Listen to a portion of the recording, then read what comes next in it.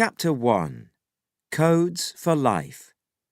The most common codes and ciphers are in your wallet, and they are used every day. Do you use secret codes? Do you look for and understand strange symbols? Do you send and receive messages that only a few other people can understand? You are probably not a spy, but you certainly use a great number of secret codes, ciphers, symbols, and messages. Everyone does. For example, which of these symbols makes you think of the word stop?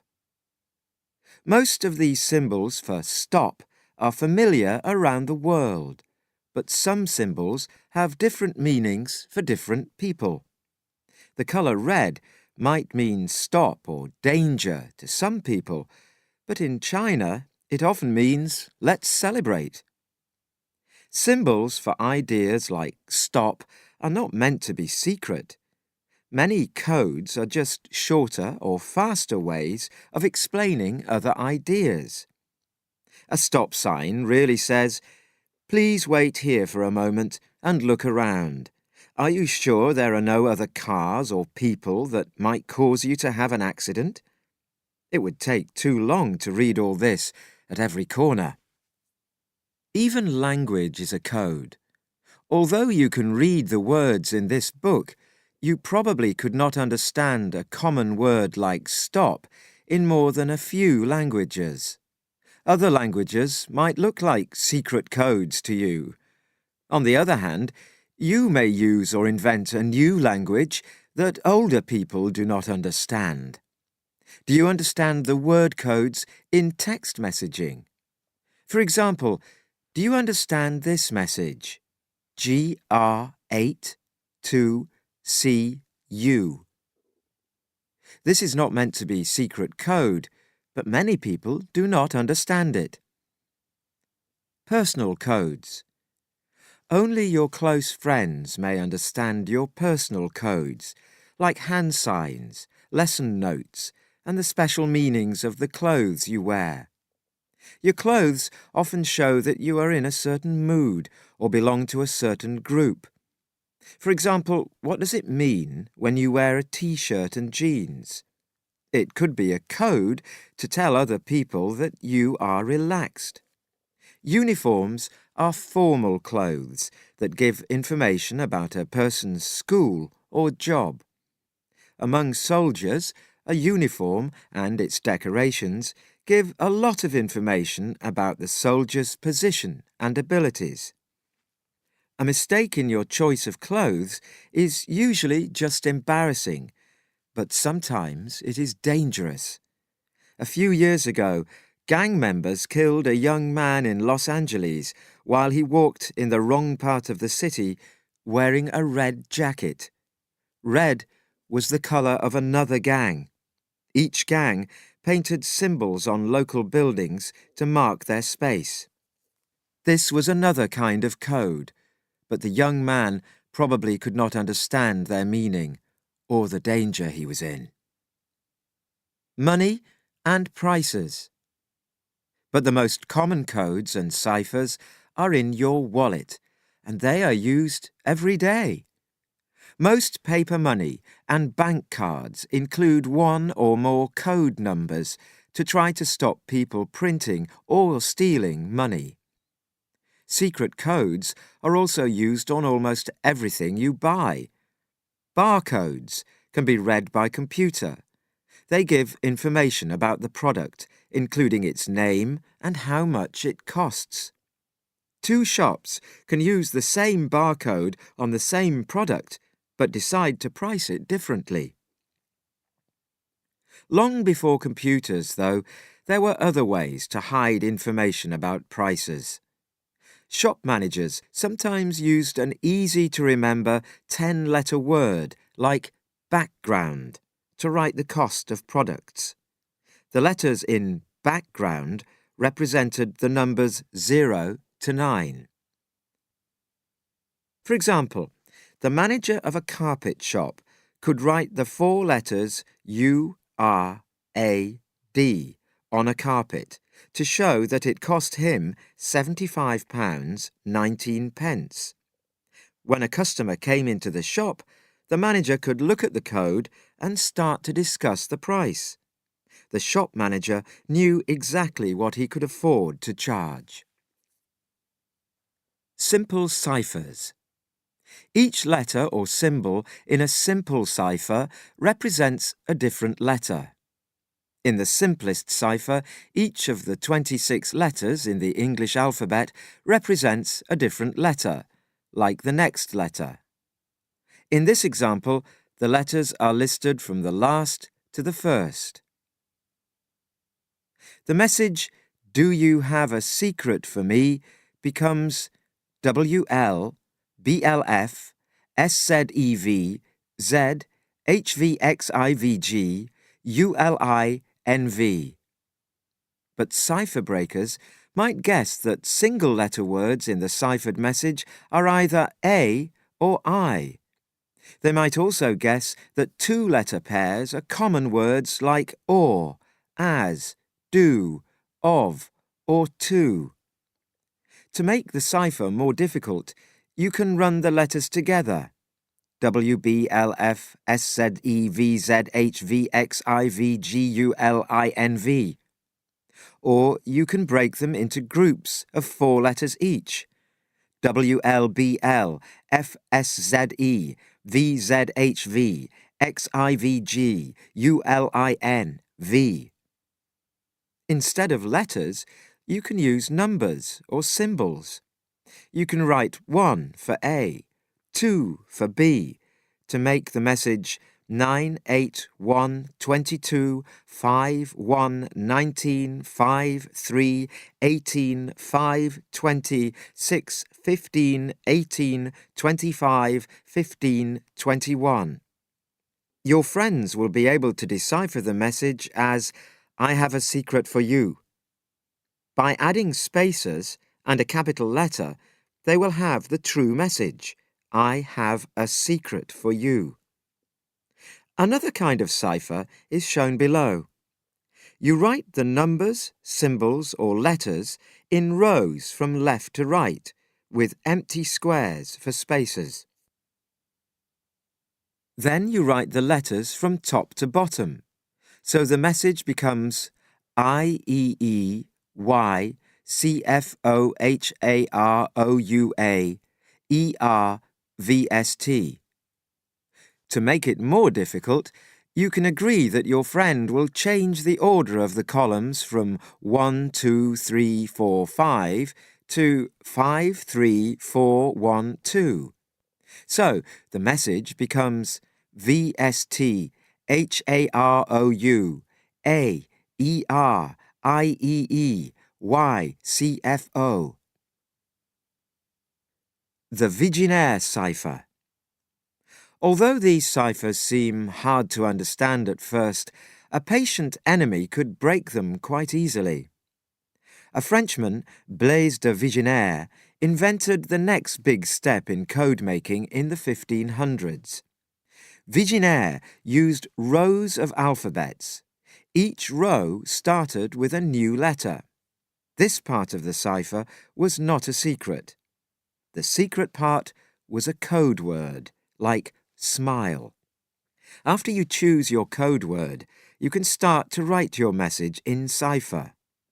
Find the column headed by the first letter of your message and move straight down to the place where the column meets the row that begins with S, the first letter of smile. That is your first letter. The next letter comes from the row that starts with M. Vigenère's cipher looked like the one on the next page. The message, "I will not tell," using smile as the code word, looks like this. Code word SMILE SMILESM. Sentence, "I will not tell." Cipher text, AIQWP FABEIDX.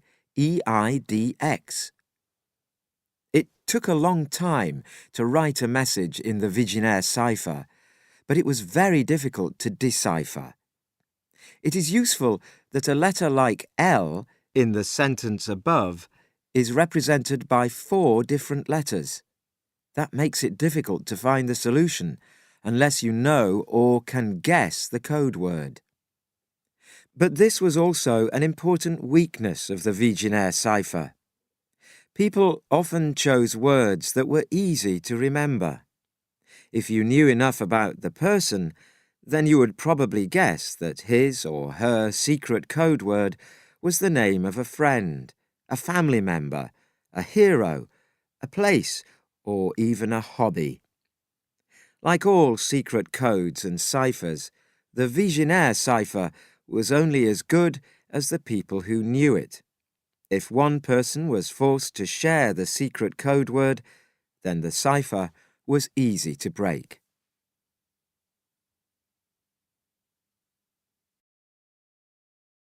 Chapter 2. War Secrets. Many of history's secret codes and ciphers and the ways of breaking them have probably been lost. Companies keep business secrets. People like to keep personal secrets. But some of the world's most important secrets are about war.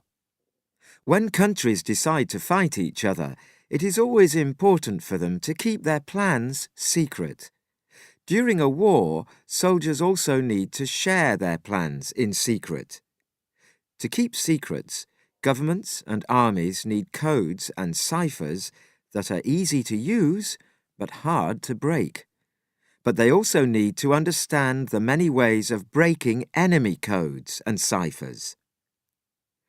Breaking the Vigenère cipher. Many people thought that the Vigenère cipher was unbreakable.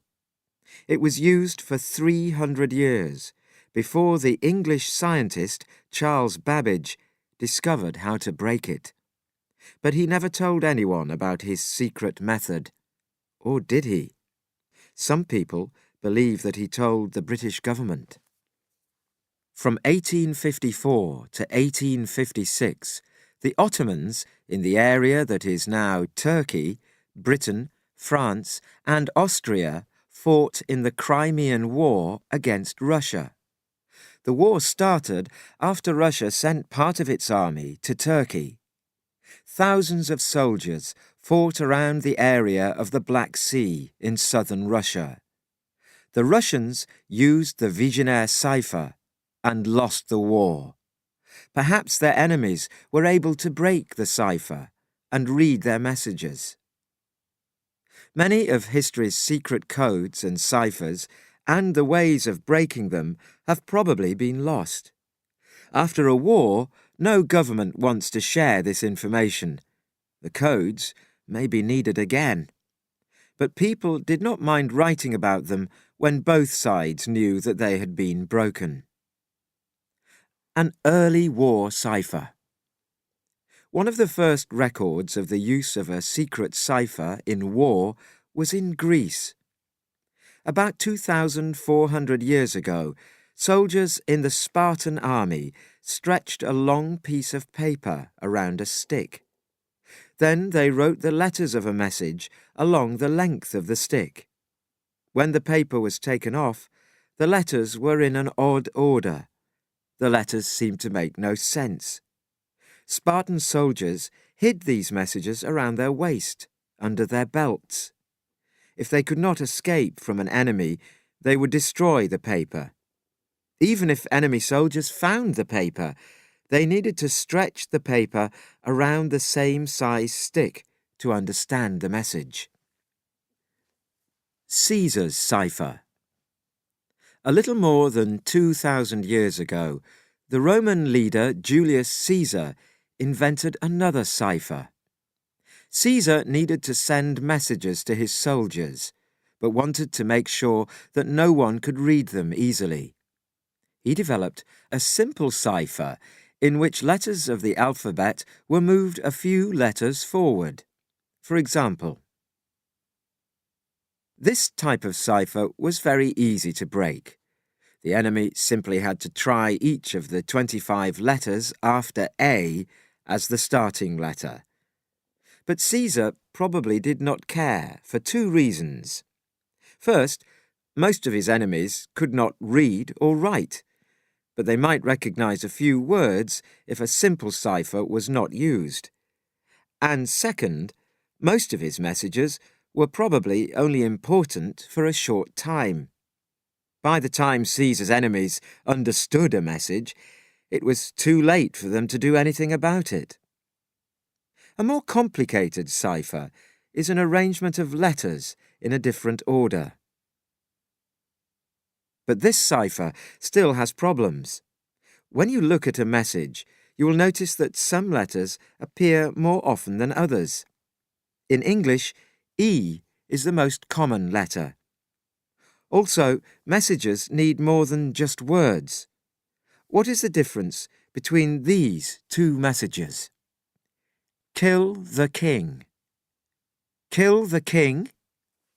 One message is a command to kill the king, and the other asks, should someone kill the king? So it is useful to add these symbols: question mark, exclamation mark, comma, full stop, colon, semicolon. It is also useful to include the numbers 0 to 9 as part of a cipher. If some words are used often, then they can also have their own code. For example, if an army often uses a word like submarine, then it may want to invent a special word or symbol for it. Often ciphers contain letters that do not mean anything. These can be used in two ways. Messages are often written with no breaks between the letters. The soldiers are nowhere. But what two meanings could this message have? It makes a difference where you put the spaces between words. If you put them before the first S, A, and N, the message says, "The soldiers are nowhere." But if you put them before the first S, A, N, and the H, the message says something quite different. The soldiers are now here. For this reason, you can add extra symbols, numbers, or letters to show where the spaces should go. These extra symbols are also sometimes added to confuse someone trying to read the code. If you and the other person know that the "and" sign means nothing, you can use it and a few other odd symbols to break up words. You can also use wrong spellings to make it harder to decipher. Waving flags. More than 2,000 years ago, Greek and Roman armies used lights and flags to send messages. One message could be sent to many different people. If the signals were in code or cipher, an army could send different messages to its soldiers right in front of their enemies. But both lights and flags could only be seen over short distances. Around the year 1600, the telescope became popular and let people send and receive messages over greater distances. Before radio, it was difficult to send and receive messages on a ship, especially during wartime. Ships used many kinds of flags to share information or give orders. The most famous flag message was a 9-word code ordered by Horatio Nelson before he fought at Trafalgar in 1805. England expects that every man will do his duty. These flags are still used, especially when a ship's radio does not work. They include flags to show that someone on the ship is ill, that someone has fallen into the ocean, and that the ship will soon leave or arrive at a port. Flag messages are still often used as decorations, and there are different flags for each letter of the alphabet to spell out messages.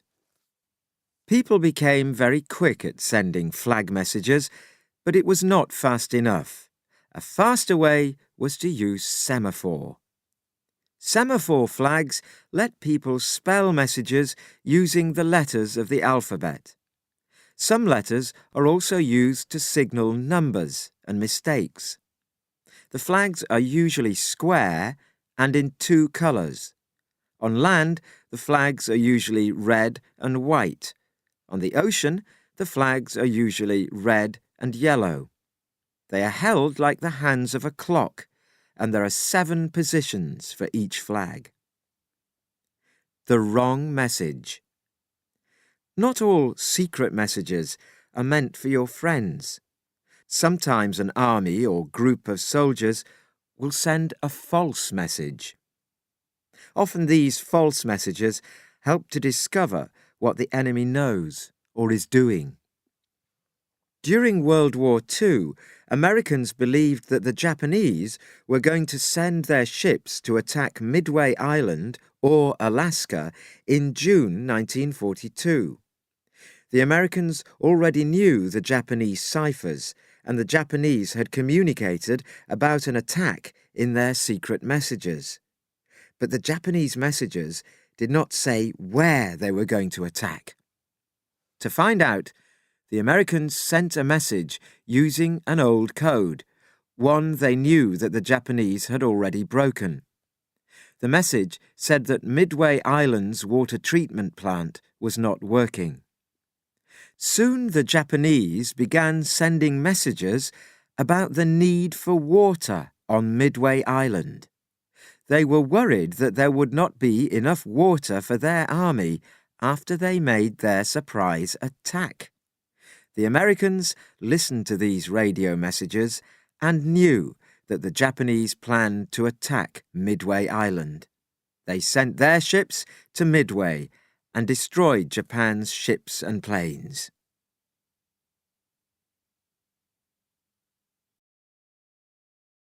Chapter 3. A Queen's Mistake. Instead of helping Mary, Elizabeth sent her to a country house. Mary was forced to stay there. She was Elizabeth's prisoner. The sad story of Mary, Queen of Scots, shows that it is not always an advantage in life to be royal or to be skilled in the use of codes. Mary's father was King James V of Scotland. His wife was French, and Mary was born in 1542. Mary's father died when she was just 6 days old, and when she was a year old, she became Queen of the Scots. At 5 years old, she was sent to France. It was not safe for her in Scotland. England's King Henry VIII wanted to take Scotland, and he began to attack the country. At the age of 15, Mary married Francis, son of the King of France, but he died 2 years later, and she returned to Scotland. Her next marriage was to her Scottish cousin, Henry Stuart, and they had 1 child, a son. But Stuart made many enemies. These enemies tried to kill him once and failed. The second time, they were successful. Most people thought that one of Stuart's killers was Lord Bothwell. 2 queens. A few months later, Mary married Lord Bothwell. But other lords were angered by his new position, and Mary ran away to England to ask for help from her cousin, Elizabeth I. Elizabeth was worried, though, about Mary's Catholic religion. England's kings and queens had also followed the Catholic religion until Elizabeth's father, Henry VIII, had made England a Protestant country. So many English Catholics wanted Mary to be Queen of England, not Elizabeth. Instead of helping Mary, Elizabeth sent her to a country house. Mary was forced to stay there. She was Elizabeth's prisoner. Mary was not punished in any way, and even had servants to help her, But she could not travel or have visitors without Elizabeth's permission. Years passed, and Mary began to understand that she would die as a prisoner. Still, she had some hope. The Catholic King of Spain, Philip II, was ready to attack England after Elizabeth died. French armies also wanted to attack England, but were afraid of Elizabeth. And there were many people in England who did not want Elizabeth to be their queen. Both Mary and Elizabeth heard news about these unhappy people from their own spies. The kings and queens of England had had spies since 1324, when King Edward II ordered all letters to or from England to be opened and read. A royal cipher. Mary had a special way to get news from her friends and supporters. Every few days, Gilbert Gifford delivered beer to the house where Mary stayed. He left full beer containers and picked up the empty ones. But they were not completely empty. Both the full containers and the empty ones often had secret notes hidden in them. Mary's servants put one message inside a container and took another out. Gifford's job was to deliver the messages between Mary and her spy, Anthony Babington. Babington had many contacts among important people who wanted to kill Elizabeth. But he and Mary both knew they had to be careful. If anyone found the messages, then Babington would certainly be killed. Even Mary might be killed. Instead of writing in plain English, Mary used her own personal secret cipher. Mary's cipher used numbers and symbols for 23 letters of the alphabet. There were no symbols for J, V, or W. There were also symbols that meant nothing. These could be used between words as spaces, or just to confuse anyone reading the message. Mary also had 24 other symbols that were used as codes for her name and for common words, and one symbol to show double letters. Mary thought that no one would find her secret messages, but she was wrong. She also thought that if anyone found the messages, then they would not be able to read her secret cipher. But she was wrong again. Gilbert Gifford was really working for Elizabeth's secretary, Sir Francis Walsingham. Walsingham wanted to get rid of Mary, but knew that Elizabeth was afraid of killing a Catholic queen. She thought it would anger other Catholic kings and queens, and perhaps start a war with the rest of Europe. She was also afraid that Elizabeth's own people would not like it, and would fight against her. Walsingham needed clear information to show that Mary wanted to kill Elizabeth, and he found it in the secret letters. The final message. When Gifford received a letter from Mary, he gave it to Walsingham before he gave it to Babington. Walsingham gave it to Thomas Philippes, a language specialist. Philippes was good at breaking secret ciphers. He copied the message, and he and his team started working on it. Each letter was quickly returned to Gifford so he could give it to Babington. It was important that Mary and Babington should not notice an unusual delay. Philippes studied the ciphered messages using a method developed by an Arab codebreaker named Abu Yusuf al-Kindi. When al-Kindi looked at different languages, he discovered that some letters were used much more than others. In English, the order of the most common letters is E, T, A, O, I, N, S, H, R, D, L, U. The letter E usually appears about 13 times in 100 letters. The least common letter, Z, only appears once. Philippes quickly deciphered the message by finding some letters and guessing at others. Soon Walsingham could read everything that Mary and Babington wrote. Babington explained his plans to kill Queen Elizabeth, as well as Walsingham and others. Mary wrote back and said she understood. This was the message Walsingham was waiting for. But Babington wrote about 6 other men who would help him. Walsingham wanted to know their names too. Walsingham asked Philippes to add a few sentences to the letter before Gifford gave it to Babington. Philippes used Mary's code and copied her handwriting. In the new message, Philippes asked Babington for the names of the other 6 men. Perhaps Babington knew that something was wrong. He tried to leave England for Spain, but was taken prisoner. He and 12 other men were hanged. The next year, Mary was taken to a special court. At first, she was calm and said she knew nothing about the plans to kill Elizabeth or to invite the Spanish king to attack England. But then the court showed Mary her own letters, and she could not deny it. At the age of 44, Mary had her head cut off. A secret diary.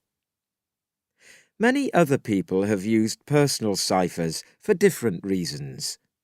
One famous cipher was used by Samuel Pepys. His cousin got him a job in the government in London. Pepys was intelligent and a hard worker, and he was soon given better and better jobs. In time, he became a friend of the King of England, Charles II. Pepys was a witness to many exciting events in the history of England, like the Great Fire of London. During this fire, much of the city burned down. In 1659, Pepys was 27 years old, and he decided to start writing a diary.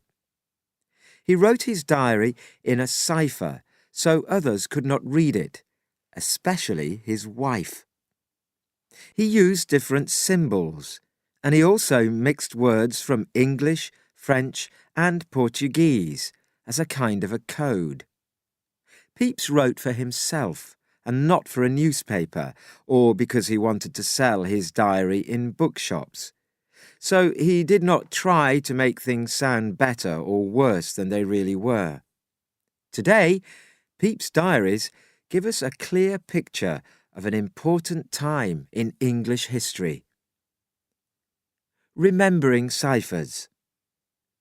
Pepys' cipher was common when he lived, but after he died in 1703, his diaries were not read for more than 100 years. By then, no one remembered the cipher. Finally, in 1819, a man named Thomas Shelton spent 3 years deciphering the diaries. Sadly, he did not know that the cipher key was in another book on a bookshelf above the diaries. A big problem with ciphers is teaching people how to understand and remember them. Until 1915, the Russian army used an old cipher that was easy to break because poorly trained Russian soldiers could not remember newer ciphers. The Chinese general Sun Tzu had faced the same problem 2,500 years earlier. He used the first 40 words of a poem. After soldiers learned the poem, it was easy to teach them that each word in the poem was a code word for something else. Mistakes. The stories of Mary, Queen of Scots, Samuel Pepys, and the Russians show how one cannot always be confident about secret codes and ciphers. Mary believed that no one would ever discover the secret of her royal cipher. She knew enough to use a secret cipher, but not enough to understand that it could be broken. That mistake cost her her life. Mary's cipher did not protect her because she did not know the people who worked with her well enough. It was easy for one so-called friend to work with her enemies. Samuel Pepys had the opposite problem. He wrote in cipher only to stop his wife from reading about his private life. When he left directions to give his books to Cambridge University, he wanted someone to read his diaries, but the diaries were almost lost and forgotten. It is hard to understand the Russian army's use of an old cipher that they knew their enemies could decipher. Why did they not develop a new cipher or code? No one will ever know.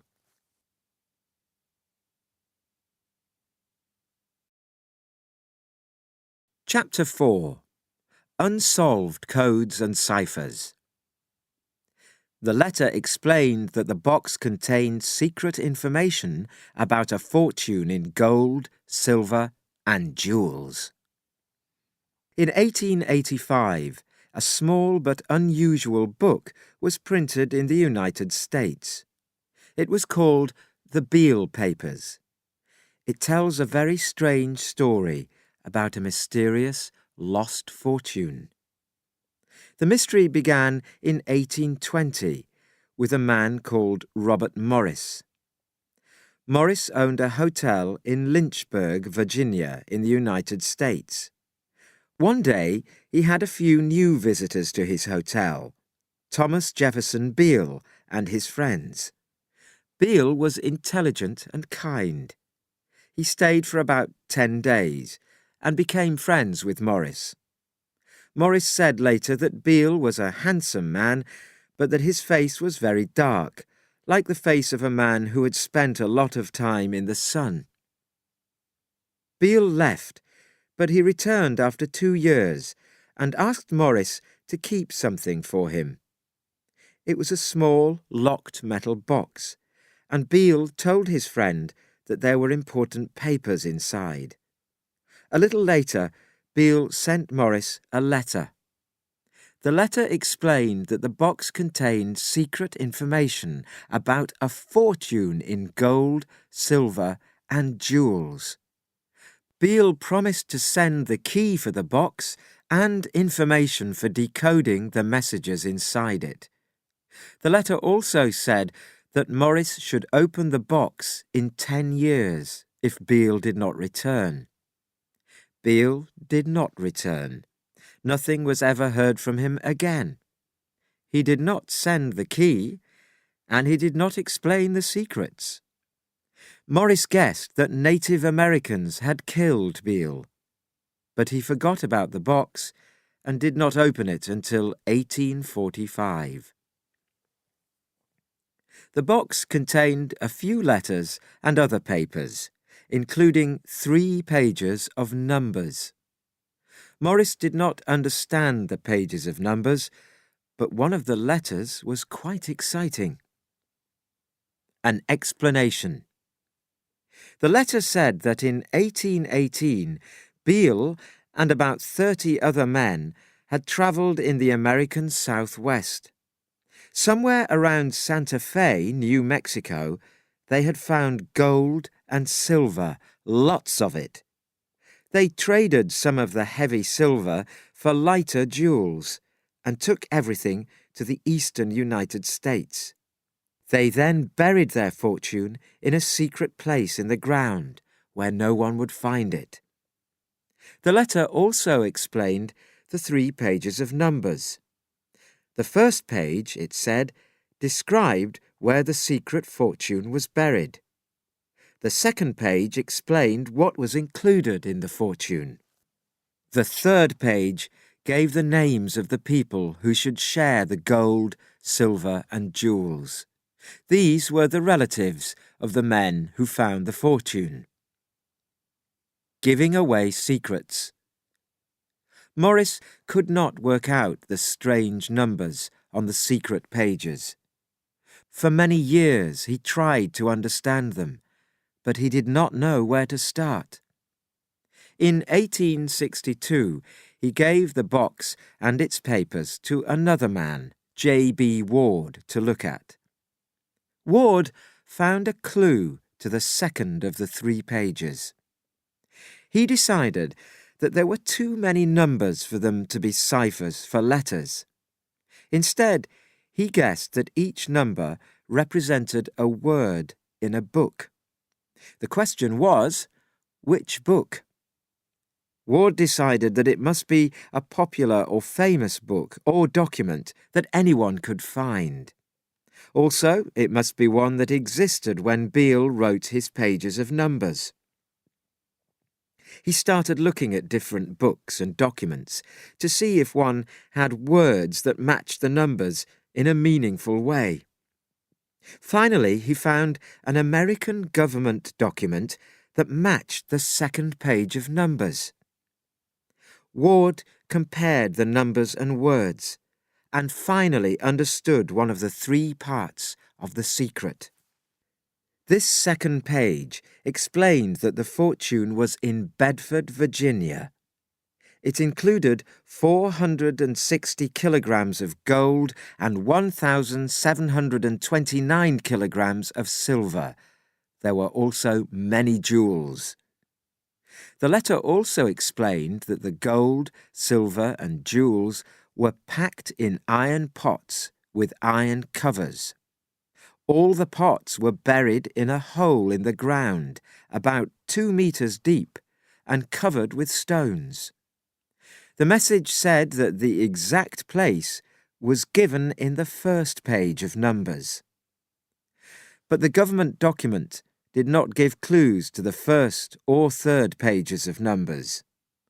Ward tried to find answers for the next 23 years, but he failed.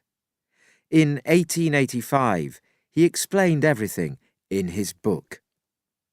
People became very excited about the mystery of the Beale papers. Many did not wait to solve the mystery of the first page. They started to dig all around Bedford. The townspeople dug up their own gardens and farms. But the fortune has never been found. Even today, people still look for it. In today's money, the value of the gold, silver, and jewels is about £10 million. A big joke? Cipher breakers continue to look for solutions to the first and third pages in books as well as in other places. For example, old stories from Native Americans in the west of the United States talked about people taking their gold to the east of the country. Were these old stories about Beale? Perhaps the other pages are not the same kind of book code. But other people think the Beale story is not true, that the Beale papers is just a joke. They have looked for information about Morris, Beale, and Ward.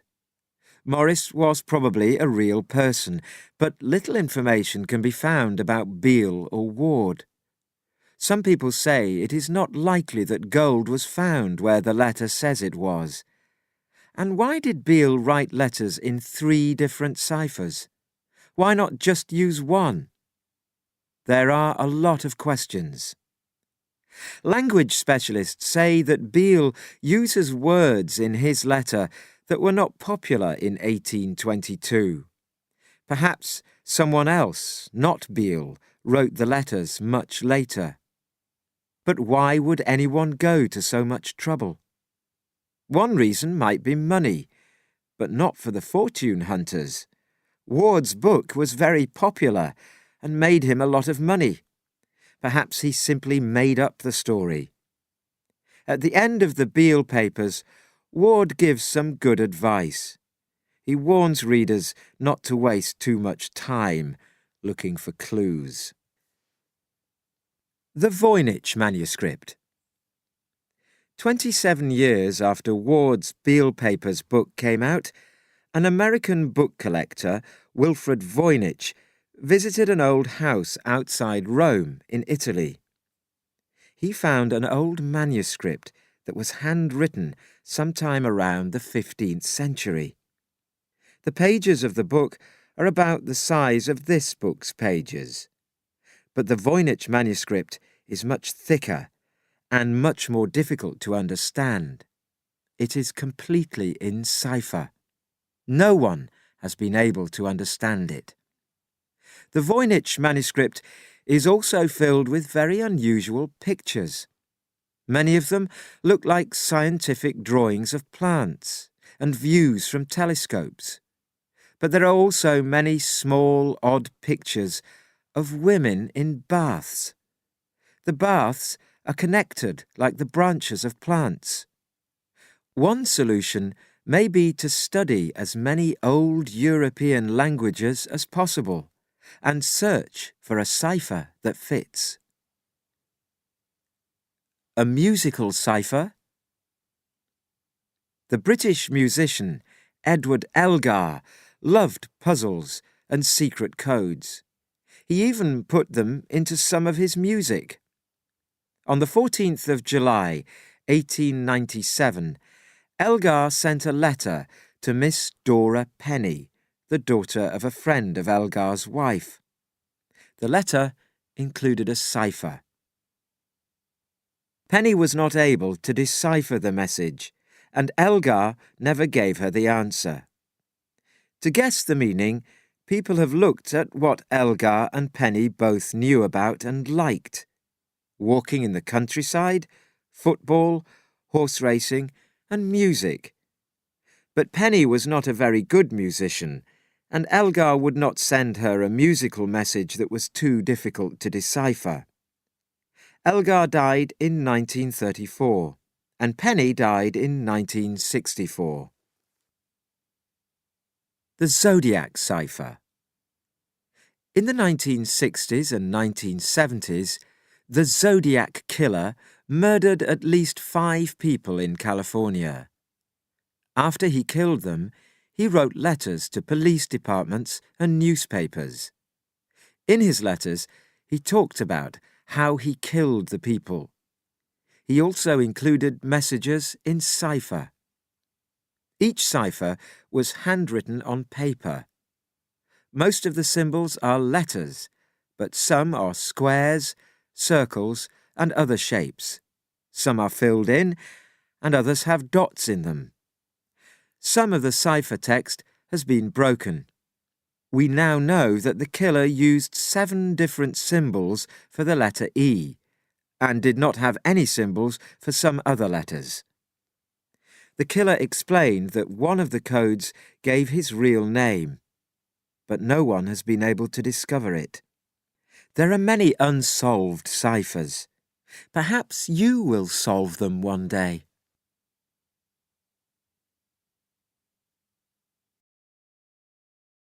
Chapter 5. Hidden Writing. Britain's spy department quickly contacted Dawes. He was not a German spy, and he did not have special information, but his students did. Secret codes and ciphers are not the only ways to hide secrets. Often people do not use secret codes at all. Instead, they hide the messages that they want to send. For example, a Greek king wrote a message to another king on the shaved head of a slave. The slave's hair grew back, and he travelled to see the second king. The second king shaved his head and read the message. This was an unusual way to send a message, and it was not very fast. Secret inks. There are many other interesting ways to hide secret messages. For example, you can use inks that cannot be seen. Most paper money now uses these kinds of inks. When you hold paper money up to a special light, you can read extra information. You can use another kind of secret ink at home. Simply write your message in orange juice or milk and let it dry. The writing should then disappear, and you can send your secret message to your friends. When your friends receive the message, they can warm it gently over a toaster. The heat will make the hidden writing appear again. But be careful not to burn the paper. If an enemy saw a plain piece of paper in the mail, he would wonder what it was all about. So it is better to write a false letter with unimportant information in it. Make the lines of your sentences a little wider and write your true message between them. Cheap messages. Another way to send a hidden message is to write an ordinary message but mark certain letters. Many years ago, it was inexpensive to send newspapers in England, but expensive to send letters. People found an interesting way to save money. They used a needle to make small holes under different letters. The message could be anywhere in the newspaper. You only needed a story with all the letters for your message in the right order. For example, Charlbury's most beautiful garden at this time of year is an old one, Wild Cornbury Park. When the underlined letters are taken out, the message becomes Meet me in London. With spaces and capital letters added, the message becomes clear. Meet me in London. Can you read the message in the lines below? The message could be much more difficult if you also used a cipher. It would also help if you made holes under letters on other pages, so an enemy would not know which page to look at.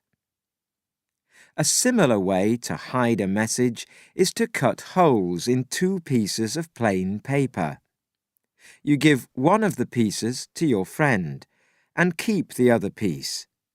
You then put a piece of writing paper under the piece with the holes and write your message. When you take away the top piece of paper, the one underneath has your message. To hide it, you write in other words between the words of your message. Dear Aunt Mabel, did you hear the news on the radio today? My favourite team will be in town next month, but I can't go. I have to do too much work on the 2nd and 3rd. Oh, see you later. The cat is in the tree again. I will write again tomorrow. Peter. A dangerous word puzzle. In 1945, a British newspaper printed a word puzzle by a school teacher called Leonard Dorr. The answers to the puzzle included 5 unusual words: the name of an American state, an American city, an unusual tree, and the Roman god of the sea, and a word for a leader. It was near the end of World War II, and the British and Americans were worried. These 5 words were all important code words used by their armies in planning attacks against the German army in France. Britain's spy department quickly contacted Dawes. He was not a German spy, and he did not have special information, but his students did. They had suggested the words and helped Dawes write the puzzle. Where did they learn the words? Dawes' students liked to play around a British army camp and had often heard soldiers use the code words. The students did not know what the words meant, but thought they sounded important. They had not told Dawes where they heard the words. Coded pictures. Not all messages can be written in code. Sometimes spies need to send pictures. In 1892, Soldiers at an important German army building in Dalmatia on the Mediterranean Sea enjoyed laughing at Robert Baden-Powell. He ran all around the fields outside the building and explained his insect drawings to anyone who was interested. But his drawings were more important. They were really drawings of the building, showing the position of each gate and big gun. They were just drawn to look like insects. At other times, Baden-Powell hid a drawing of another building by making it look like an old church window. Baden-Powell was a spy for many years in India, Africa, and Europe. In 1915, he wrote a book about his life, My Adventures as a Spy. He described many ways of hiding messages. In Africa, he wrote his messages on small pieces of paper and made them into balls. These were hidden in holes in walking sticks, or covered in small, thin sheets of metal and worn around a messenger's neck. If an enemy stopped you, you could drop the balls, and they looked like small stones. Later, you could return and pick them up. Another method was to write the two arms of semaphore symbols and connect several symbols in a line. These lines could be fitted onto the side of a drawing. Because he was good at spying, Baden-Powell was also good at catching other spies. In his book, he explains how people used lights and chimney smoke to send signals. Sometimes they carried lights into fields to send signals. If anyone asked, they would pretend to look for a lost animal. When Baden-Powell died, a circle with a dot was put on the stone where he was buried. It is code for gone home. Strange places. Secrets have been hidden in many different places, even in food. In the year 1280, Kublai Khan and the Mongols became the rulers of China. The Chinese became their slaves. In 1368, the Chinese decided to fight back. To share their plans, they asked all their bakers to hide messages in special cakes served during the August moon celebrations. Only the Chinese ate these mooncakes, not the Mongols. Inside each mooncake was a piece of paper with the message, "Kill all the Mongols." The Chinese people started a war and won. They became the rulers of the country again. Many spies carried secrets in hidden places. When the enemy searched them, their secrets would not be noticed. During World War II, doctors visited prisoners and brought them new clothes. They took the old clothes with them. But the prisoners often wrote secret messages in very small letters on parts of their old clothes. The doctors found these and gave them to the prisoners' governments and families. The backs of shirt and coat buttons were another popular place to hide secret messages. If an enemy was near, you would tear off the secret button and destroy it or throw it away. Often, spies used ordinary things like pencils and coins with hollow spaces to hide messages.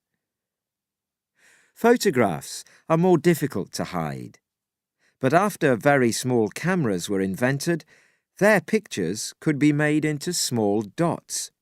These dots were hidden in unlikely places. One favourite place was behind a stamp on a letter. Other photographic dots were sometimes hidden somewhere on a spy's body. Now a photograph or page of text can be hidden inside another photograph and then sent by computer. Only a computer with the right code can read the information. At one business, a boss wondered about one of his employees. The employee sent email messages with pictures to his grandmother every day.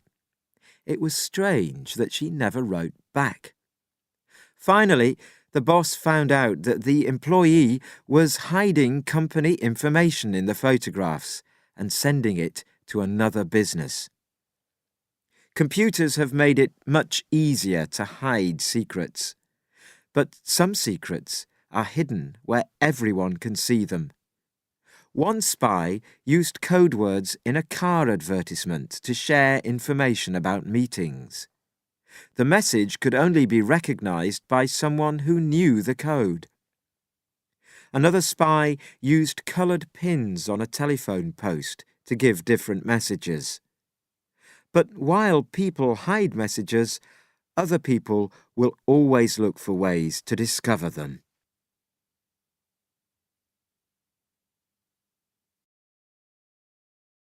Chapter 6. Secret Symbols.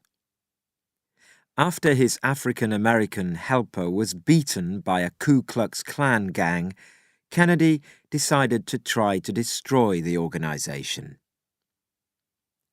What does it mean when you get a letter with the stamp upside down? It may just mean that the sender was in a hurry, but in some countries, like China, it is a sign that there is a love letter inside. We are surrounded by secret symbols. Many people never notice most of them. When you get in a lift, you will see a few rows of raised dots next to the buttons.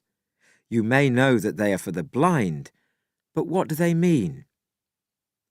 Writing for the blind. The dots are a way of writing called Braille. It is named after Louis Braille, the man who invented it. Braille was born in a small town near Paris in 1809. His father made shoes for a living. When Braille was 4 years old, he went into his father's shop and tried to make some shoes. He took a pointed metal tool and made holes in pieces of leather. Braille had an accident, and the tool went into his right eye. Soon after that, he lost sight in the eye. This was bad news, but it got worse. Braille slowly lost sight in his left eye. He was now blind. For 2 years, Braille still went to the local school, but he was not learning anything and could not read or write. Braille finally went to a special school for blind boys in Paris. The school was like a prison, and the boys were badly beaten for the smallest mistakes. They learned simple jobs that they could do without using their eyes. The students did not learn how to write, but the school did try to teach them how to read. There were few books for the blind, and they all used raised letters on the page. But it was difficult to read them, because the letters all felt too similar. In 1821, Braille met a soldier called Charles Barbier. Barbier had invented a way for soldiers to communicate at night without speaking or using lights. Barbier used 12 raised dots on paper for soldiers to feel. But the cipher was too difficult for soldiers to learn or remember. Braille thought he could make it simpler to help blind people to read. He used different arrangements of 6 dots for writing letters and numbers, and even invented dot ciphers for mathematics and music. Braille's alphabet for the blind was not an immediate success. Braille became a teacher at his old school, but another teacher refused to allow his students to learn it. But the students loved the new and easy way to read. They began learning it in secret. Blind people everywhere liked to write messages in their own Braille letters. Braille writing is now found around the world, on everything from buildings to paper money. Hobo signs. Hobos are not so common now, but there used to be a lot of them in North America. They were mostly men who travelled from place to place to find work. Often the cheapest way to travel was to jump on a train, but it was against the law and it was dangerous. The train companies did not want to give free rides to hobos. They hired gangs of strong men to get rid of them. Sometimes the gangs killed the hobos. Sometimes the hobos fell under train wheels as they tried to escape, or they froze in winter. When hobos went to a new place, they left signs around the town to share information with other hobos. These signs were usually small drawings near the door or gate of a house or business. Most people did not notice them. If they did, they might think that the signs were accidental marks or simply children's drawings. In this way, the hobos shared information about food, work, and dangers. The Underground Railway. From 1861 to 1865, armies from the north and south of the United States fought each other. The war was mostly about African American slaves. Many people in the South wanted to keep them as cheap workers, but many people in the North wanted the slaves to go free. During this time, slaves escaped from the South and travelled to the North on the Underground Railroad. The Underground Railroad was not underground, and it was not a railway. It was a group of people who helped slaves escape. It was dangerous to escape and dangerous to help slaves.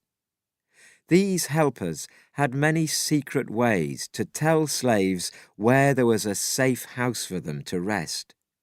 One way was to hang colourful blankets on their washing lines. These colourful blankets had interesting patterns. Most people thought that they were just pretty, but slaves knew what the patterns meant. A pattern of flying birds showed the best direction to take for an escape to Canada, the first country in the world to make slavery illegal. When the Underground Railroad was ready for more slaves to escape, the helpers put out blankets with pictures of wheels and tools on them. The wheels meant that it was time to go. The tools meant that the slaves should bring tools to help them. Some tools could help them find new work. Other tools could be used for protection. There were many signs for danger. One pattern warned slaves to change direction often, like a person who had drunk too much alcohol. Superman and the Ku Klux Klan. After the southern United States lost the war against the North, many people were unhappy that slaves were free. 6 white men from the American South decided to start an organization called the Ku Klux Klan, or KKK. At first, they just met, talked, and played games. But soon, the group also began to terrorize and kill freed slaves. The KKK became very powerful. It did not cost very much to join, but a lot of people, mostly men, did join. They paid a small amount of money that went to the leaders of the KKK. These leaders often used the money for illegal activities. By 1920, 4 million white Americans belonged to the KKK. Stetson Kennedy was born in 1916. He was an American writer who often wrote about African Americans, and he hated the KKK. After his African American helper was beaten by a KKK gang, Kennedy decided to try to destroy the organization. He started by writing about it, but few people were interested. Most thought that nothing could be done to stop the KKK. In the 1950s, Kennedy decided that he should work against the KKK from the inside of the organization. He joined under a false name, pretended to be a good member of the group without hurting anyone, and learned all about the KKK. He gave secret information to the police, politicians, and newspapers, and he wrote more about the organization, but little was done about it. Then Kennedy had an idea. Would he be more successful if he could make everyone laugh at the KKK? He contacted the makers of Superman, a radio show for children. Were they interested in a new enemy for Superman to fight? They were, and Kennedy gave them all the Klan's secret code words. The writers of the radio show and children loved the new story. Soon KKK members' own children were playing Superman and KKK, and the KKK always lost. When the leaders of the KKK heard their code words on the radio, they quickly changed them.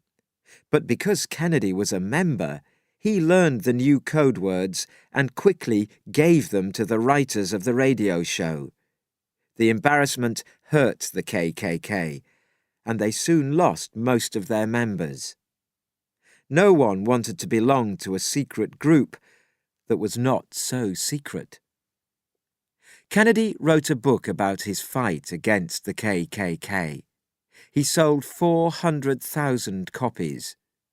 Suddenly, many people learned the facts about the KKK and were not afraid of it anymore.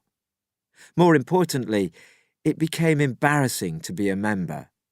This made even more KKK members leave.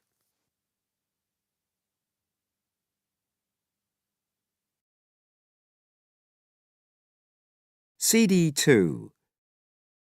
Chapter 7. Puzzles in Fiction. At first, Holmes thinks the message is in code, but then he sees the meaning. Every third word is the real message. The French writer Victor Hugo wrote a book that was translated into English and sold in Britain. He wanted to know how well the book was selling, so he sent this message to his British bookseller. ? The bookseller wrote back to tell him that the book was selling very well. His message was ... Many writers also like to use puzzles and secrets in their books. Sherlock Holmes. Arthur Conan Doyle's Sherlock Holmes detective stories are full of secret codes and symbols. In The Adventure of the Red Circle, Sherlock Holmes solves a case by watching a man walk in front of a window with a light.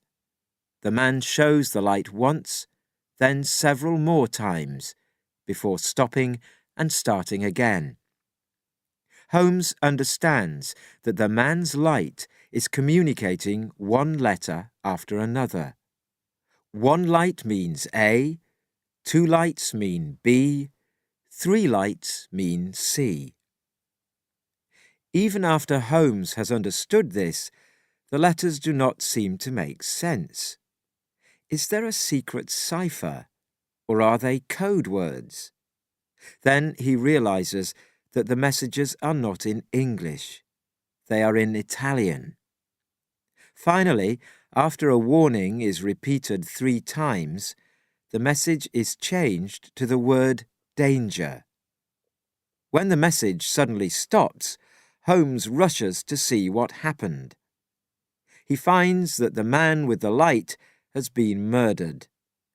Holmes uses the light at the window cipher to help solve the crime. Lights at a window are also used in another Sherlock Holmes story, The Hound of the Baskervilles. But these lights are used as a simple code to warn a criminal.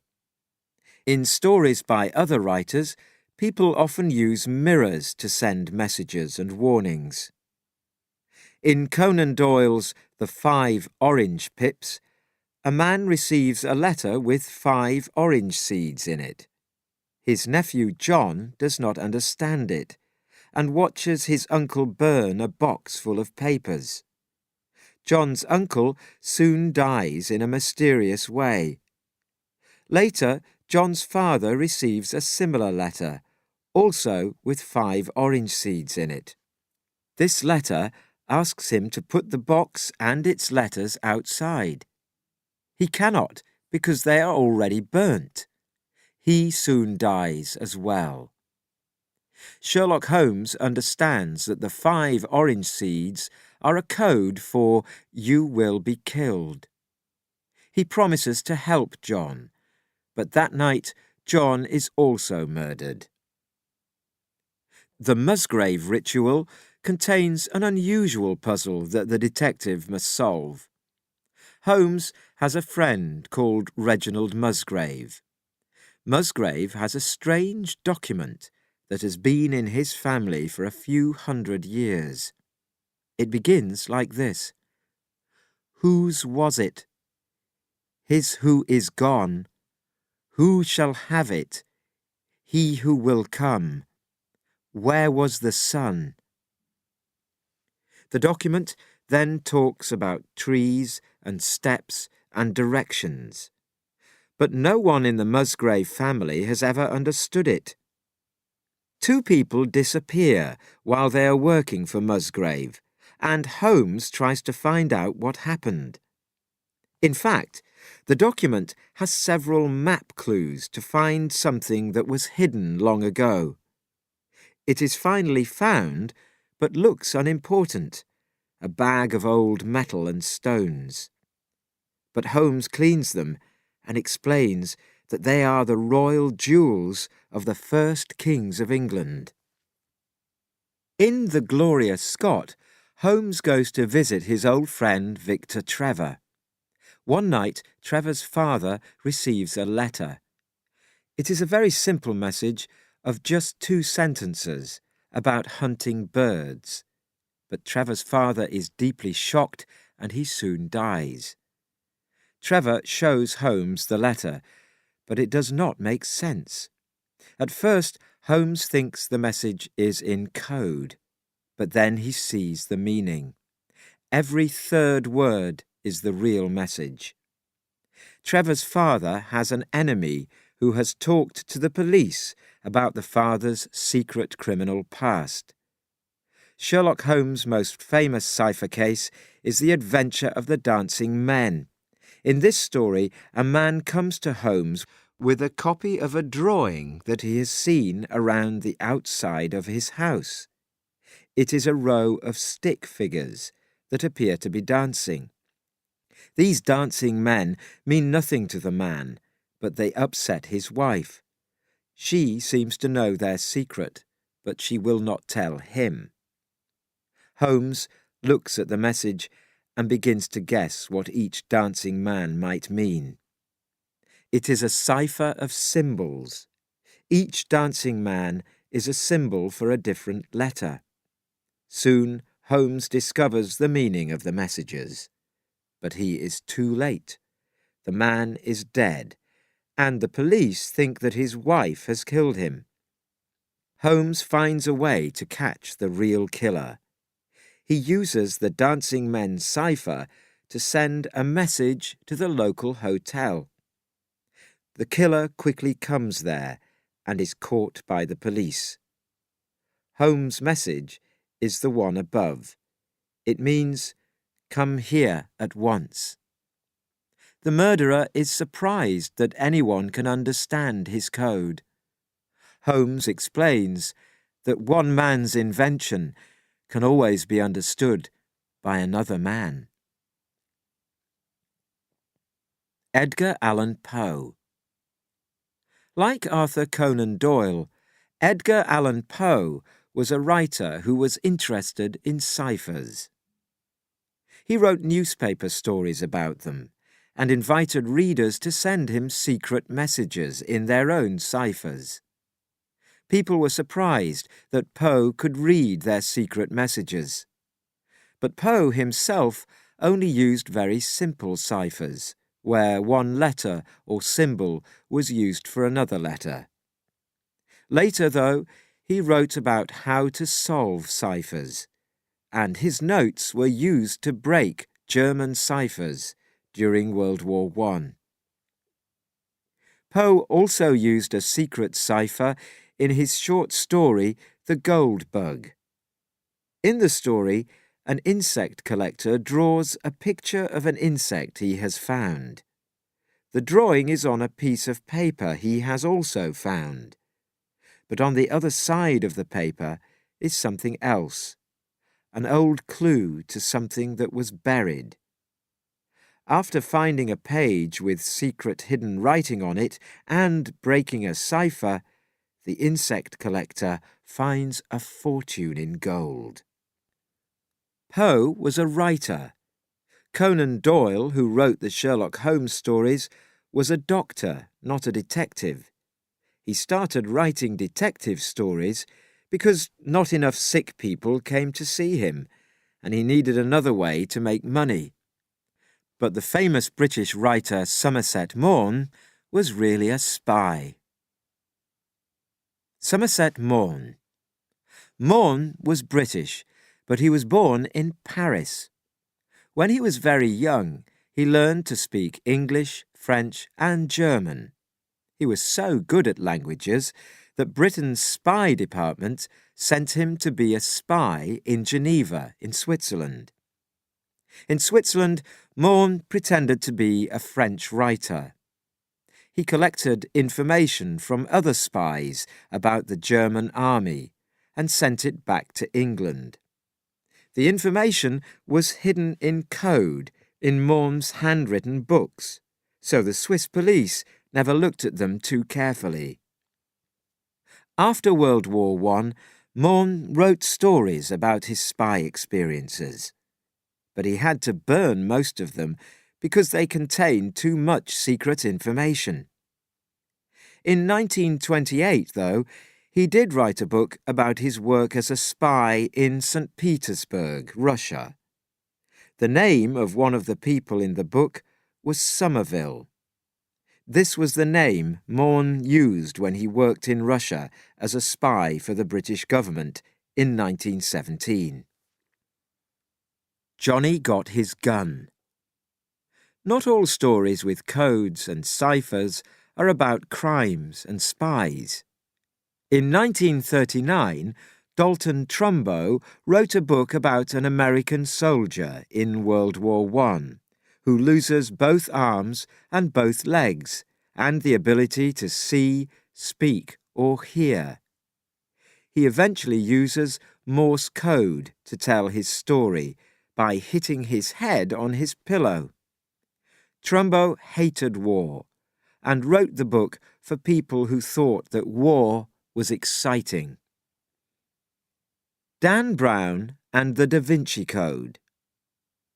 One of the most popular books in the world today is a story about secret ciphers and codes. Dan Brown's The Da Vinci Code has been translated into 44 languages. It begins with a murder at the Louvre in Paris. There are strange symbols around the body, which the dead man wrote himself in his own blood.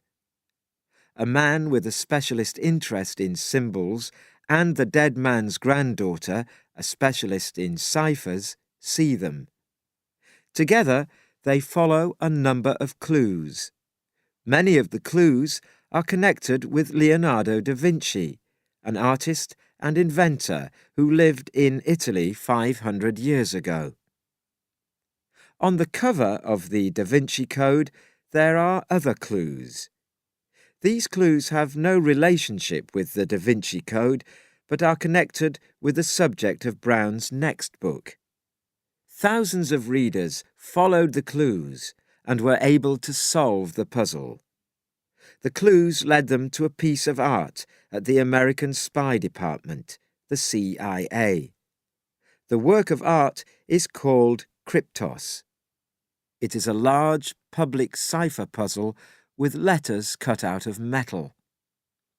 The Da Vinci Code mixes fact and fiction. One fact is Brown's description of a tube-shaped container with discs that need to be lined up in the right order. If they are not, or if the tube is broken, a bottle of liquid inside will break and destroy the message. Leonardo da Vinci invented this cipher tube. Chapter 8. Mountain Fires to Enigma. British scientists could not discover a way to break the code. Finally, they found the reason. It has always been difficult to send secret information over great distances. When the Greeks celebrated the fall of the city of Troy in 1084 BC, they immediately wanted to tell their queen, Clytemnestra, the good news. She was 800 kilometres away in Mycenae, a 2-day journey by horse or a 5-day run. Instead, the Greeks used signal fires. The first fire was lit, and then another 70 kilometres away, as waiting soldiers saw the signal. Each fire was lit in turn. 12 signal fires brought Clytemnestra the good news in a few minutes. For hundreds of years, fires on the tops of mountains were probably the fastest and easiest way to send a message across a great distance. But very little information could be sent this way, usually just a warning or news that was expected. Also, there were disadvantages. Heavy rains or cloudy weather could make the fires less easy to see. If the soldiers on the mountains were not paying attention, they could miss a message. Other places, other ways. People in different parts of the world found other ways to send messages. Smoke signals, for example. Native Americans built a fire and used a blanket to send up small clouds of smoke. Friends saw the patterns of smoke and understood the code, but other people might just think that it was a fire. These signals were not an effective way of sharing information. Part of the message, or the whole message, might not be seen in time. Like mountaintop fires, smoke signals might not be seen during bad weather. They were also useless at night. In parts of Africa, drums were used to send messages, especially in places where you could not see mountains or smoke. People could beat drums in different ways, so drums could share more information than mountaintop fires. Drums were also better because people noticed the sound of drums without looking in their direction. But when enemies heard drumming, they could drum too, and the noise could make the first message impossible to understand. Mechanical semaphore. In the late 1700s, a new idea became popular in France.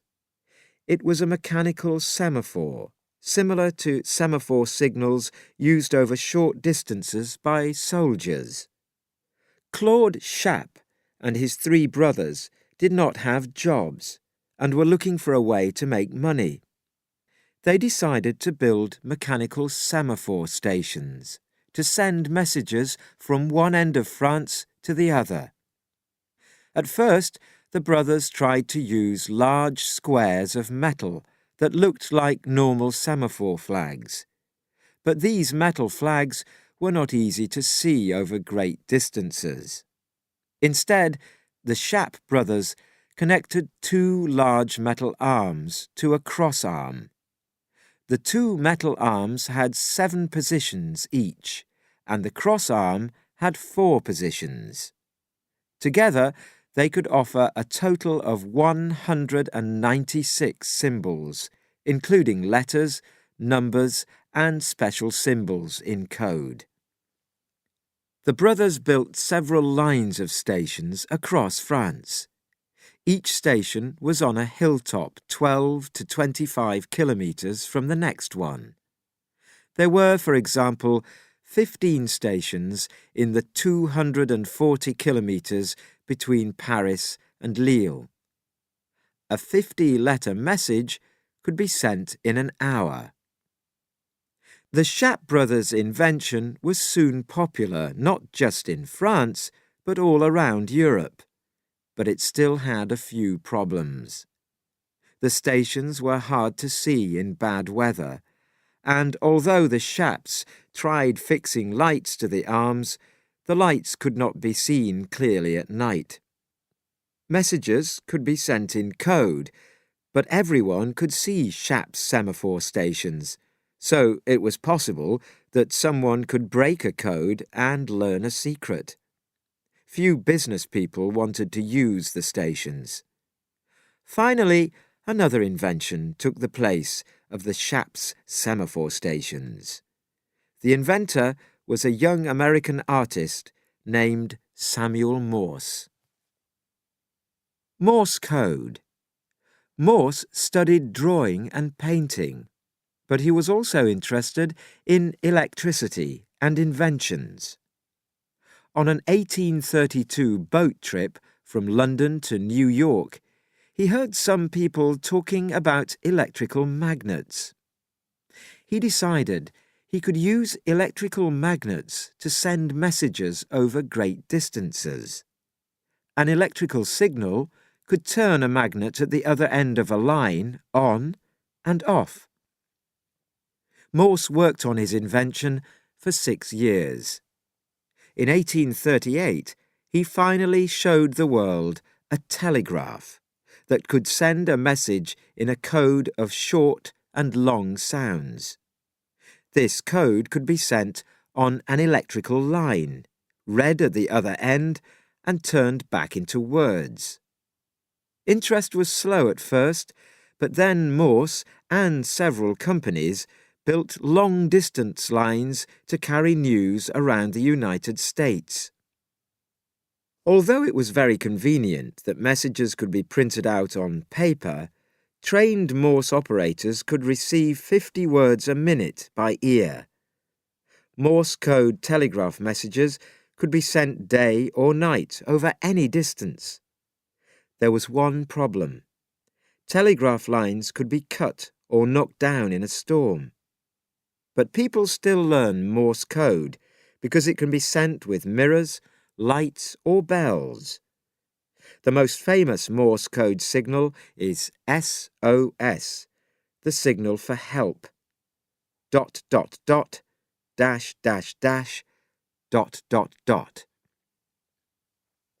Secrets by radio. The invention of radio allowed people to send secret messages through the air. Even after radio became used more than telegraph lines, Morse code was still popular. But anyone with a radio could listen to the messages, so radio messages were often sent in code.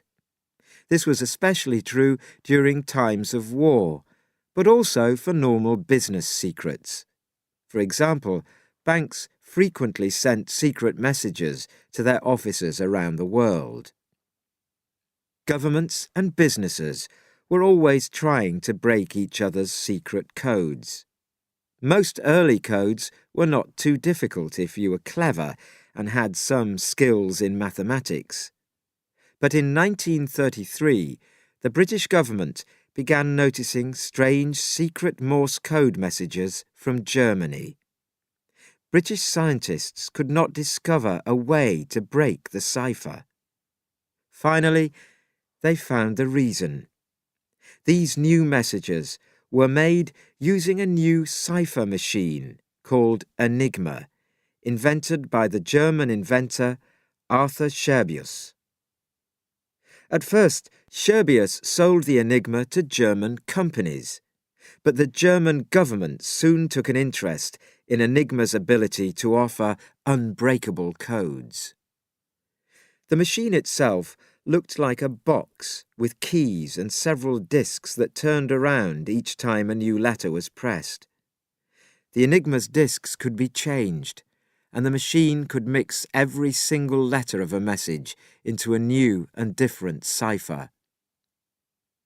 When World War II began in 1939, Germany used the Enigma machine to communicate with its ships and submarines, as well as with its armies abroad. Enigma operators used secret code books to broadcast their Enigma messages each day. The Germans broke other countries' codes and ciphers and used the information to attack planes and ships in the Atlantic Ocean. Someone needed to break the Enigma cipher. Breaking Enigma. Before World War II, Polish mathematicians were able to steal a German Enigma machine and began to understand how it worked. But the Germans then added more disks and made the code more difficult. Suddenly, Enigma could send a coded message in 159 trillion ways.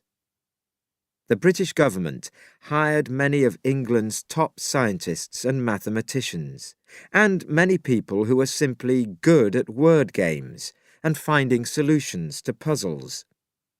They were sent to break the Enigma cipher at Bletchley Park, a private home with large grounds outside London. Bletchley Park soon became the centre of British code-breaking activities. Every day, thousands of enemy messages were collected and sent there for people to work on. Among these code-breakers was the young mathematician Alan Turing. Turing had two important ideas that helped to break Enigma. He learned that no letter could ever be a code for itself. A ciphered A could not be an A.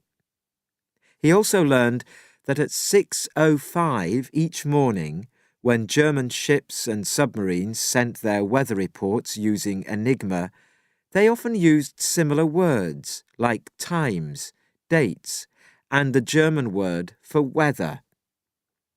To save time, Turing invented an early computer which matched coded messages to real words.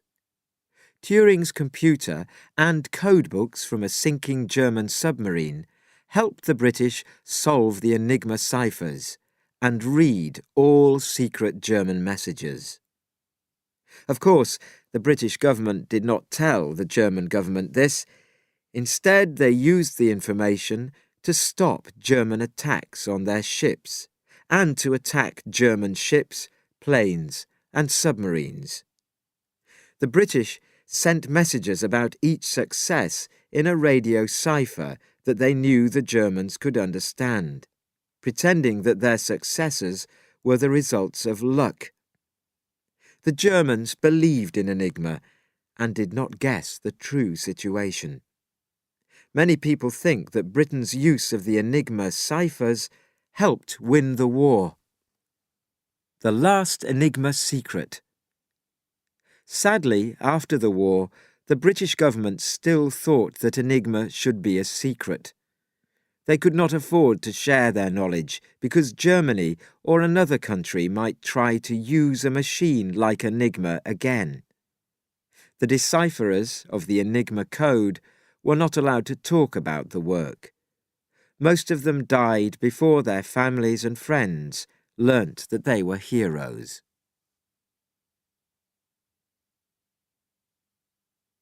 Chapter 9. Speaking in Code.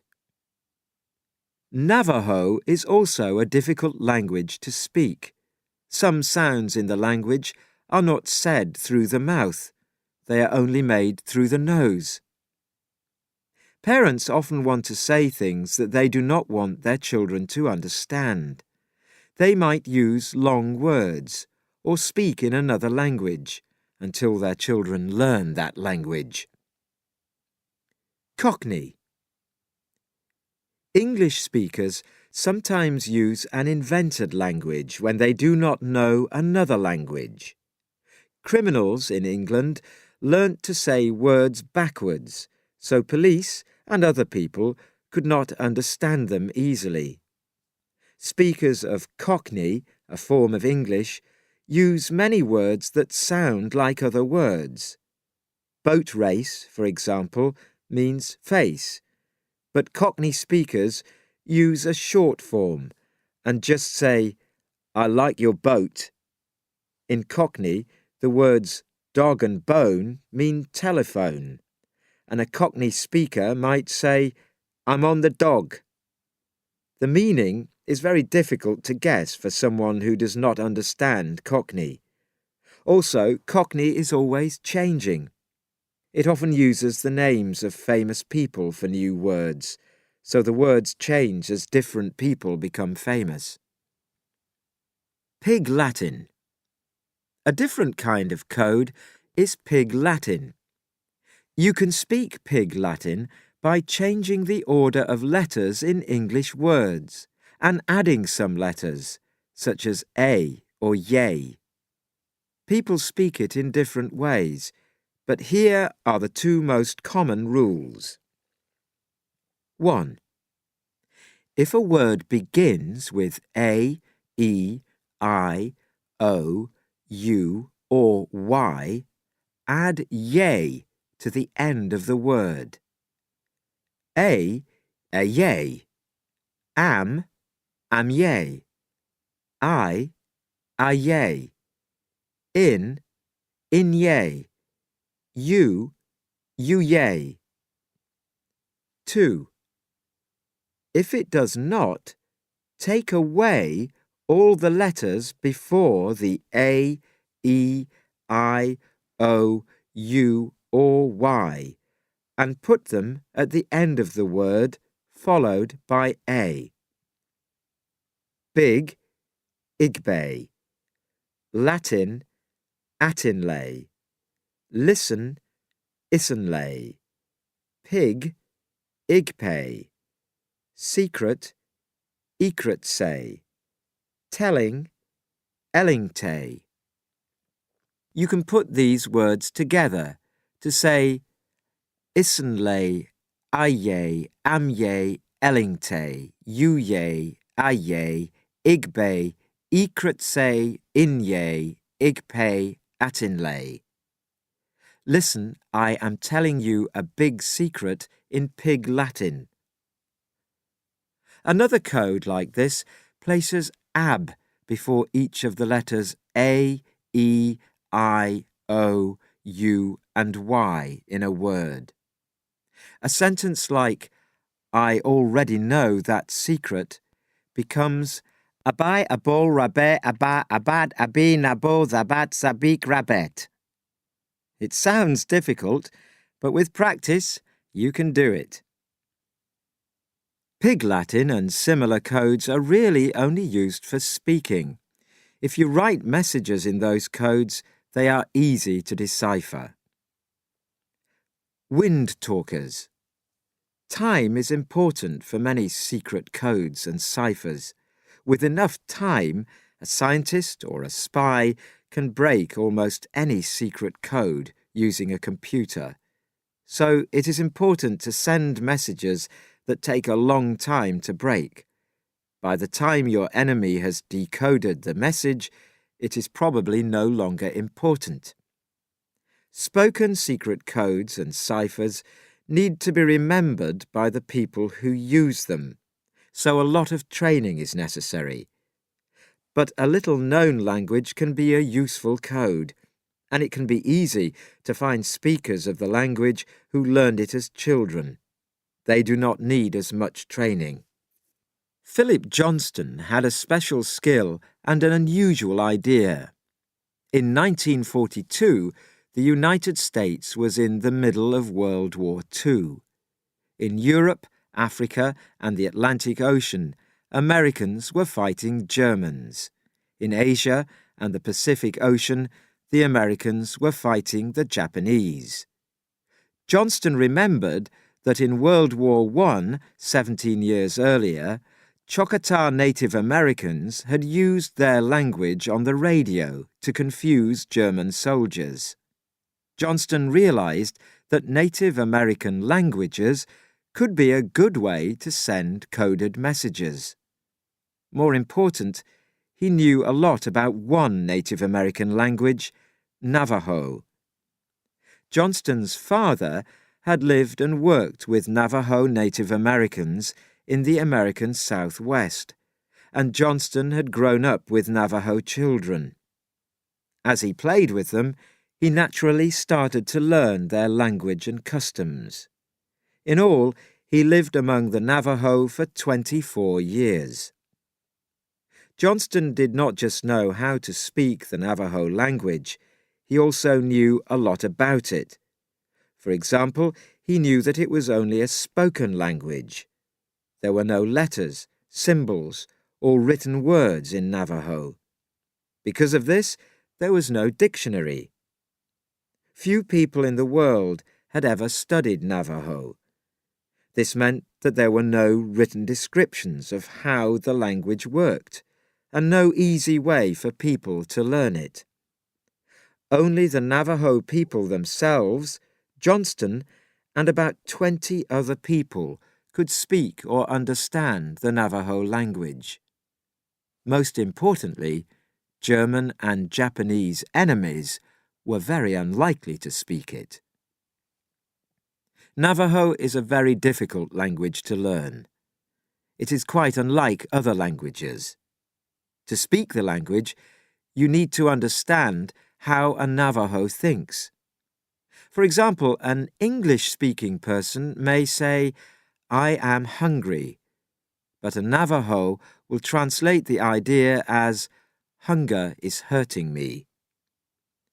Navajo is also a difficult language to speak. Some sounds in the language are not said through the mouth. They are only made through the nose. Words change meaning if they are said softly or loudly, or with a movement of the voice up or down. If you do not understand how the language works, you can hear similar sounds repeated many times and not understand that they are different words. Into the Army. In early 1942, Johnston went to his local army centre and asked to speak to Clayton P. Vogel. Vogel was a top officer in the United States Army. Secret codes were important to him and to American soldiers to plan their attacks, and also to call for help when they needed it. But it could be more dangerous if an enemy heard and understood a message. They needed a quick way to send messages that could not be easily understood. Often, these messages needed to be sent in difficult and dangerous conditions. Johnston explained his idea. Navajo soldiers could translate an English message and say it over the radio in Navajo. A Navajo speaker would listen on another radio and translate the message back into English. In February 1942, Johnston brought 5 Navajo speakers together to meet Vogel. Vogel gave them a test to see how the method could work. Half of the Navajo were given messages in English. At the same time, soldiers shouted and made lots of noise with guns to copy war conditions. Other Navajo speakers received the messages and translated them back into English. The test worked perfectly. The translated messages were exactly the same as the ones that were sent. Later that year, Vogel started a special army training camp for the first 29 Navajo Native American code speakers. They called themselves Wind Talkers. The Wind Talkers first had to learn about being soldiers. Next, they had to learn about sending and receiving secret codes. The Navajo language covered many important words like colors, but it did not cover special army terms for different kinds of guns, bombs, boats, aeroplanes, and land vehicles. The first Navajo wind talkers developed code words for these terms. Many of the aeroplanes were named after birds, and many of the boats were named after fish. Place names also needed code words. The United States was called Our Mother. The islands of Britain were called Land Between Waters, and Spain was called Sheep Pain. If you say sheep pain quickly, it sounds like Spain, close to the sound of Spain. New words. The wind talkers developed more than 600 terms to describe different things, but they were not enough. Sometimes they had to spell the name of a special place or person. But if they used one group of words for the letters, the enemy might start to understand the cipher. So, for most letters, the Navajo wind talkers used 3 different Navajo words, changing them often. For example, the letter H was ciphered as tsika, hair, cha, hat, or lin, horse. Of course, it was necessary to keep everything secret, so no written copies of the code were allowed outside the training camps. The Navajo wind talkers had to remember everything. To test the new code and cipher, the Army found Navajo speakers who did not work for the Army. These other speakers of the Navajo language could not guess the meaning of the coded and ciphered messages. This meant that the test was a success. By 1945, more than 400 Navajo wind talkers were sending thousands of messages. Most importantly, the Navajo wind talker code was never broken, and the Navajo wind talkers helped the United States to win World War II. For women only. For about 1700 years, girls and women in Pumei village in southern China used a secret language that was never shared with men or boys. The name of the language is Nashu. Today, only about 10 people know how to speak it. Boys and men learned to read and write Chinese, but girls did not learn. Until recently, they did not go to school at all. Instead, girls in Pumei village taught themselves to read and write their own secret language. Nashu started as a way for young girls and women to make friends and share secrets. The written form of Nashu is quite different from written Chinese. Some of the symbols look like Chinese symbols, but each one is a letter, not a word, so it is easier to learn. Older women first taught younger girls Nashu by singing songs in the secret language, and then talking and telling stories in it. Girls were then taught how to write the language. Often they did not have paper to write on. They wrote on their hands to practice. Sometimes they wrote a message on a handkerchief as a gift to another woman. When a girl married, she left her friends and went to live with her husband.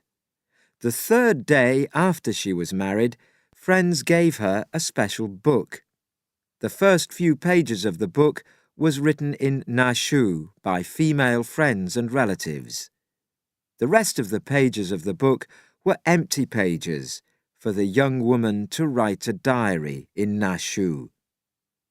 Chinese girls now learn to read and write in school and do not need to read and write in a secret language.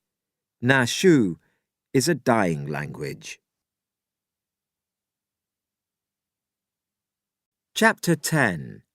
Talking with your body. Hand signals are important when people cannot hear each other or do not want to be heard. Can you recognize whether a stranger is happy or unhappy? There is one secret language that everyone speaks, but not everyone understands. Body language.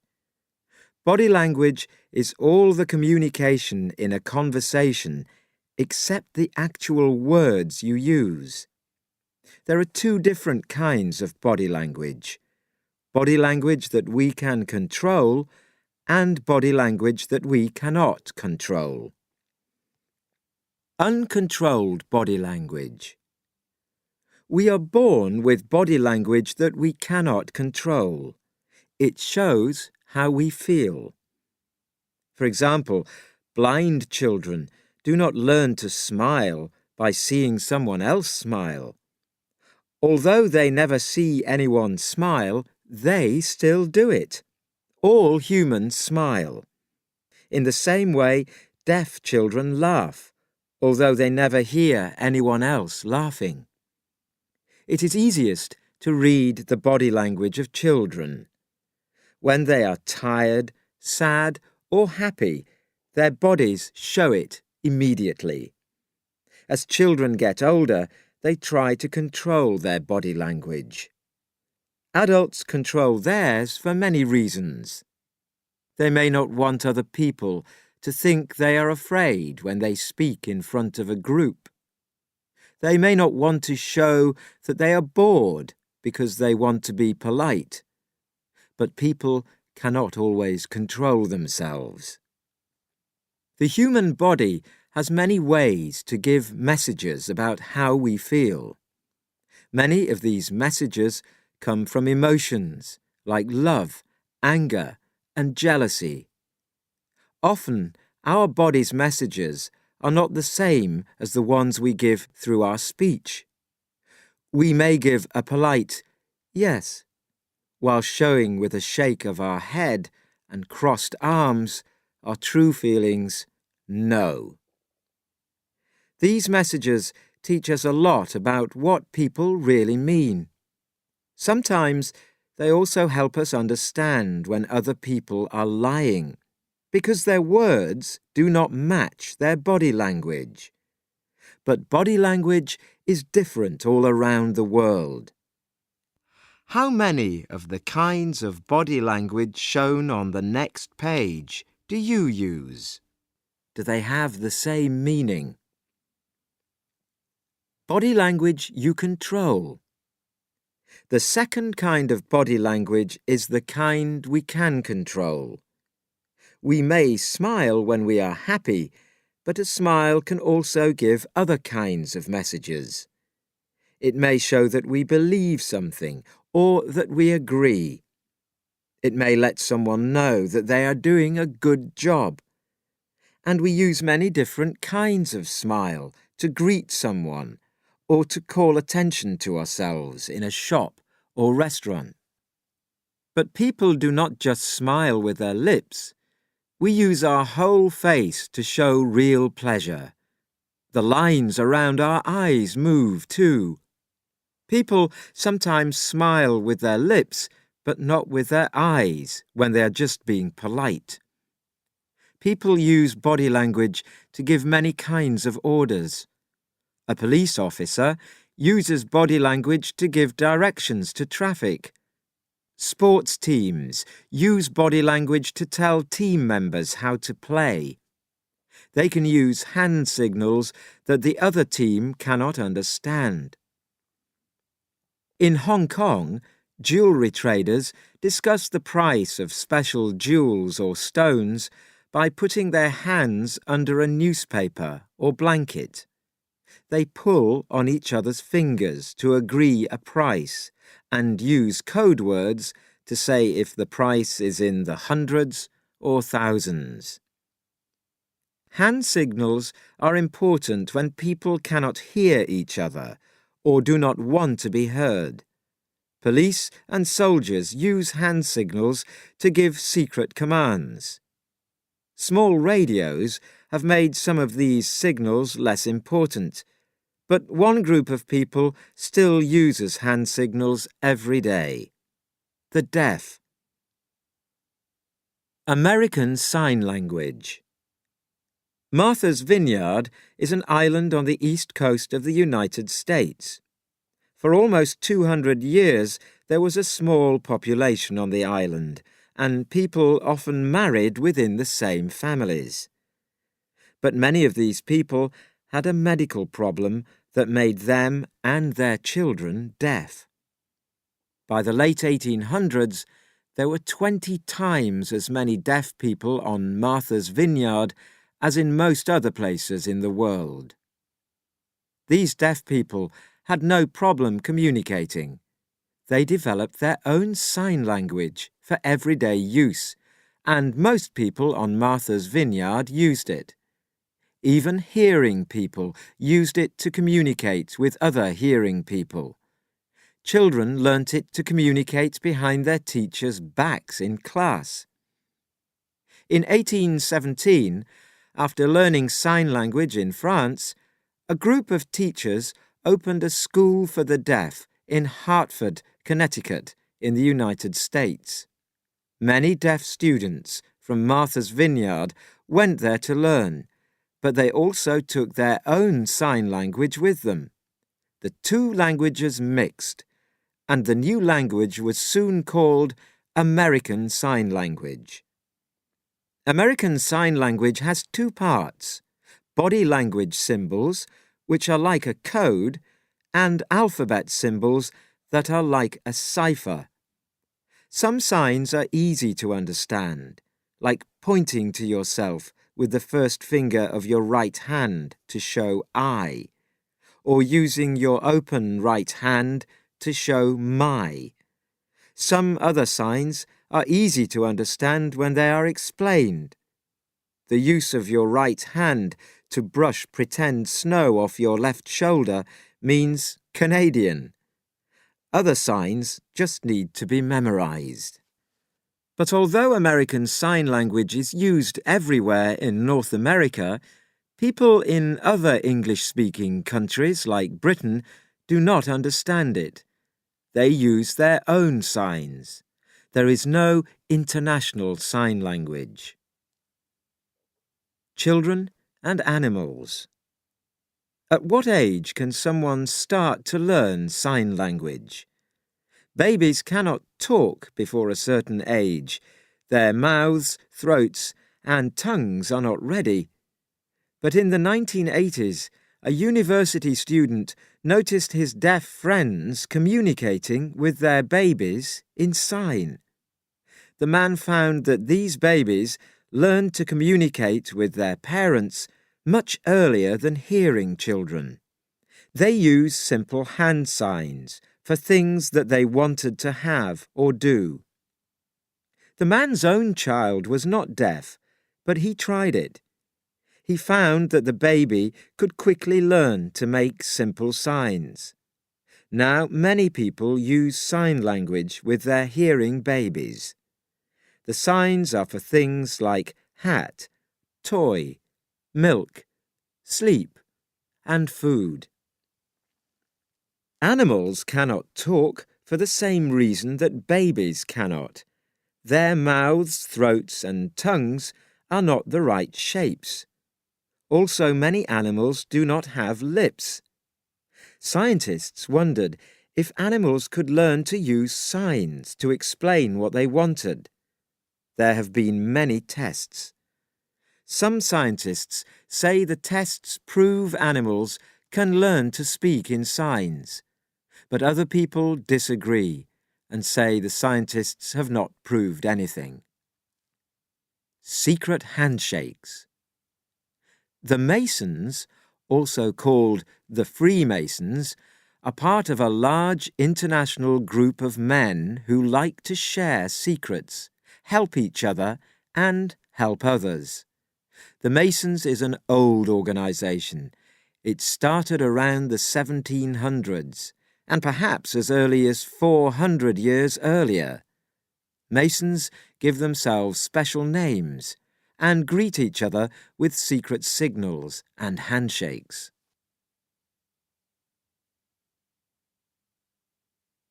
Chapter 11. Lost Words. He decided to discover the meaning of hieroglyphics and spent the next 18 years studying them. All languages are secret codes for people who cannot understand them. In most cases, it is easy to learn other languages. There is no reason for them to be secret at all. You can go to the library, or take classes, or visit another country and learn. But some languages are simply lost.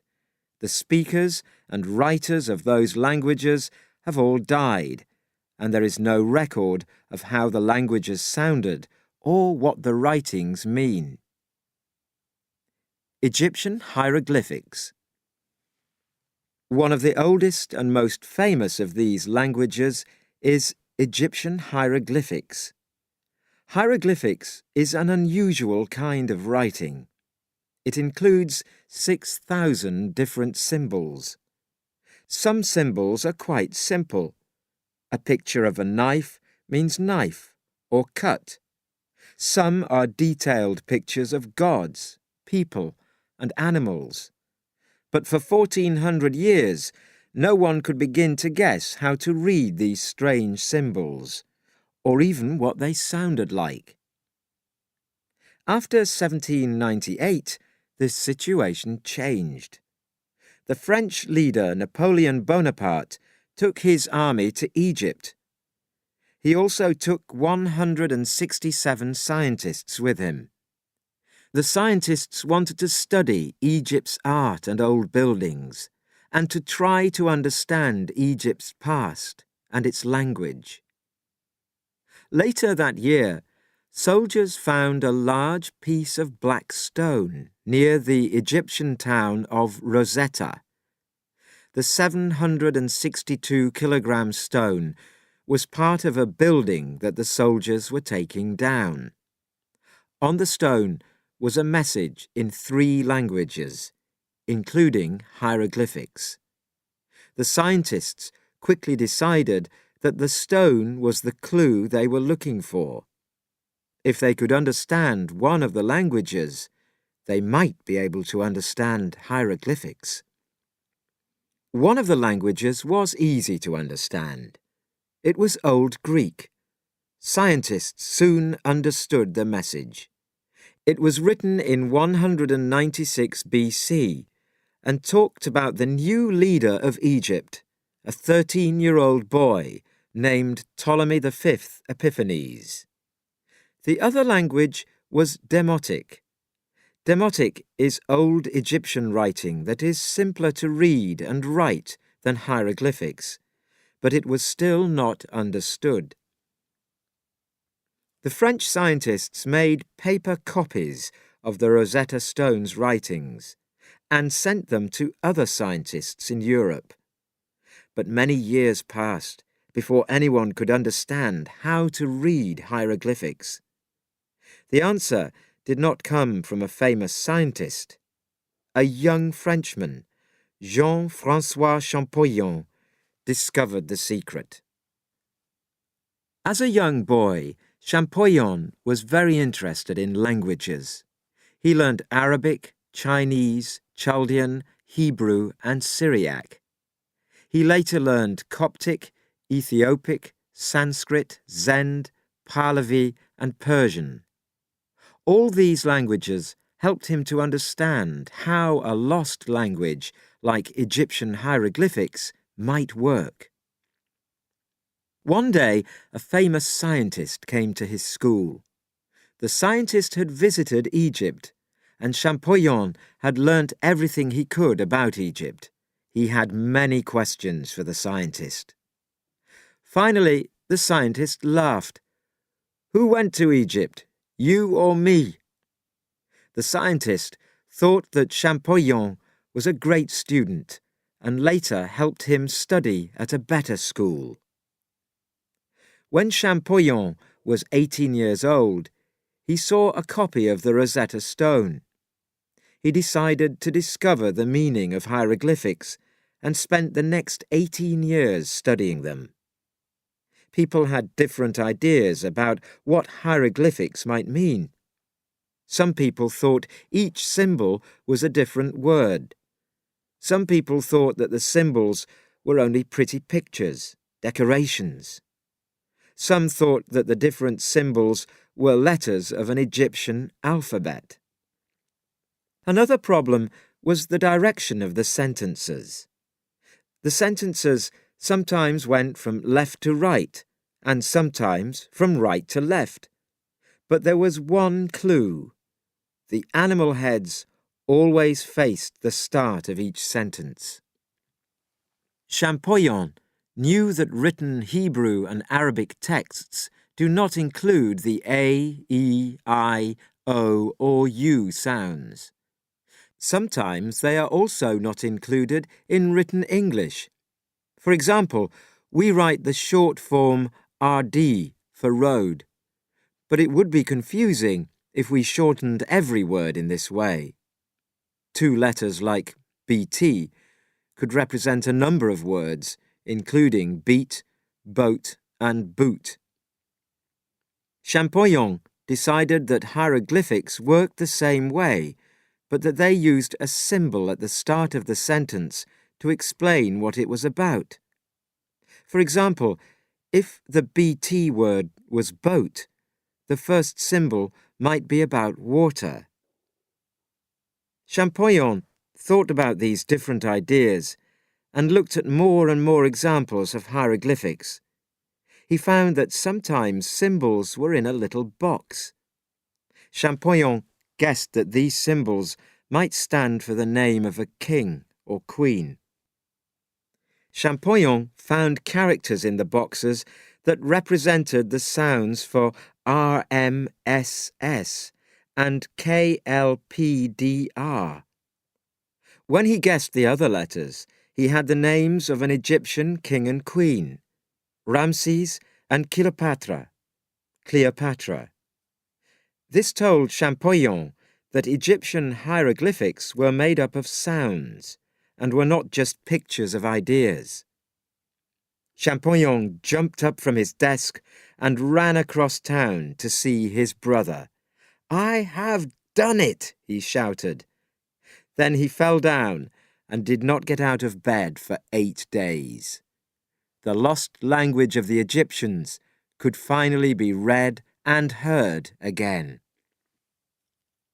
Cuneiform. Cuneiform was another language that was lost for thousands of years. It was first used more than 5,000 years ago and was popular for about 3,000 years. It was used by the people who lived in the area around modern Iraq. These people did not use paper to write on. Instead, they used clay.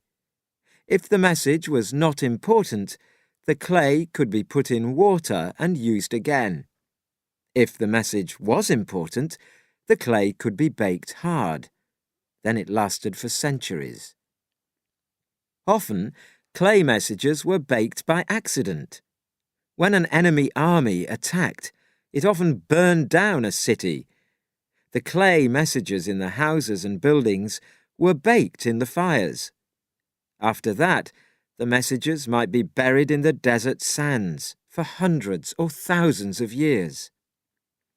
Cuneiform was written with a small pointed stick.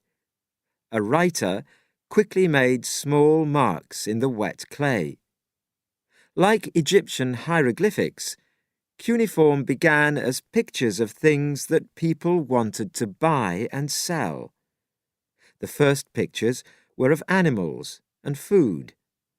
A trader drew a picture of a cow on one clay disc and used it like money. If there were 5 cows, he made 5 clay discs. Later, cuneiform writers developed numbers. Instead of 5 discs for cows, the trader could use 1 disc for cows and 1 disc with the number 5 on it. Eventually, traders made 1 disc with the number 5 and a cow on it and the discs became coins. These pictures became simpler as people had to write them faster. In time, it became very hard to recognize the old pictures. Although it was an important language for 3,000 years, cuneiform became a lost language that no one could read. Then, in 1835, a British soldier, Henry Rawlinson, found some writing on a rock at Behustan in Persia, now in Iraq. The writing had been cut into the stone during the time of King Darius I. He was the king of Persia from 522 to 486 BC. Like the Rosetta Stone, the same texts were written in 3 languages: Old Persian, Babylonian cuneiform, and Elamite. Rawlinson spoke Persian and was able to translate the least difficult text, Old Persian, first. It told the story of King Darius. After that, Rawlinson began the hard work of deciphering the cuneiform. By 1851, he could read 200 cuneiform signs. Cuneiform is no longer a lost language, and we can understand a lot about daily life 2,500 years ago. Chapter 12. Human Nature. In the history of secret codes and ciphers, people have often missed finding clues or solving problems for personal reasons. Ciphers and codes are only as good as the people who use them. They have been broken because people have been careless, or because spies have been clever. Mata Hari was a Dutch spy who worked for the Germans during World War I. But she made a mistake and sent information to them using an old cipher. The French were able to understand the message, so the Germans were angry and punished her. They sent her a message in another cipher that they knew the French could read. The message gave away Mata Hari's name. The French government found and shot her. Stealing secrets. Thieves find it easy to steal information from people's computers or banks because people are less careful about their secret codes than they are about the locks on their doors. For example, many people write down their code words and keep them in their wallets or on their desks. In other cases, thieves use social engineering. They use people's foolishness and fears to get the secrets they want. For example, a thief may telephone you and say there is a problem with your computer or bank. If you agree to give them your secret word or other information, you can lose a lot of money quickly and easily. Thieves even go through people's rubbish to look for letters from banks or information about bank cards. People are now more careful with information about their secret codes and bank information, but thieves still find new ways to steal what they want. Mistakes. In the history of secret codes and ciphers, people have often missed finding clues or solving problems for personal reasons. In the 1920s, the Americans learned about Japanese codes by breaking into their government office in New York and photographing their code book. During World War II, Germans used the effective Enigma cipher to keep their secrets, but they shared their plans with Japanese officials and politicians, who then talked about the German plans. Because the British and Americans could break the less difficult Japanese codes and ciphers, they had a better idea of what the Germans were doing. Human nature means that people make mistakes for many reasons. or they may be punished for their success. Joseph J. Rockefeller was the World War II cipher breaker who thought the Japanese were going to attack Midway Island. His boss thought that they were going to attack Alaska. Rockefeller was right and found a way to prove it by sending a false message. But his boss was jealous, and Rockefeller never worked in codes and ciphers again. The Mayan glyphs. In the 16th and 17th centuries, Spanish soldiers went to the New World for gold. They found it in the area of Mexico and Central America. They took guns, alcohol, the Christian religion, and disease with them. The Mayan people tried to fight against the Spanish, but they were not strong enough. The Spanish found a rich society. Mayans had built great cities and developed a written language around 100 BC. These cities lasted until the Spanish arrived. The Mayan people had beautiful art and great writings which told their history and their stories. They also had beautiful writing, among the most beautiful in the world, but it was almost completely lost. Other languages, like Egyptian hieroglyphics, were lost because people just stopped using them.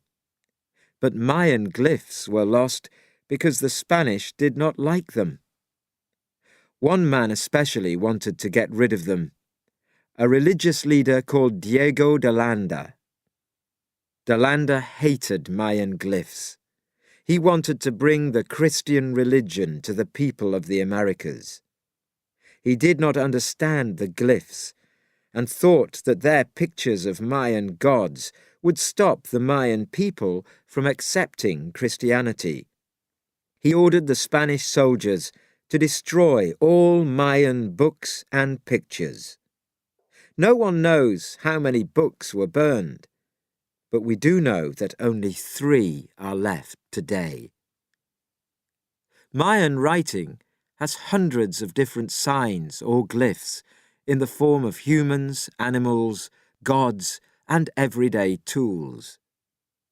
De Landa destroyed much of Mayan language and art, but he also helped to save it. In 1566, he wrote a book about his time in Latin America and thought he should say something about the language. He decided to ask some of the Mayan people to write down their alphabet. In fact, the Mayans did not have an alphabet. They simply wrote the pictures that they used for each of the sounds that he said.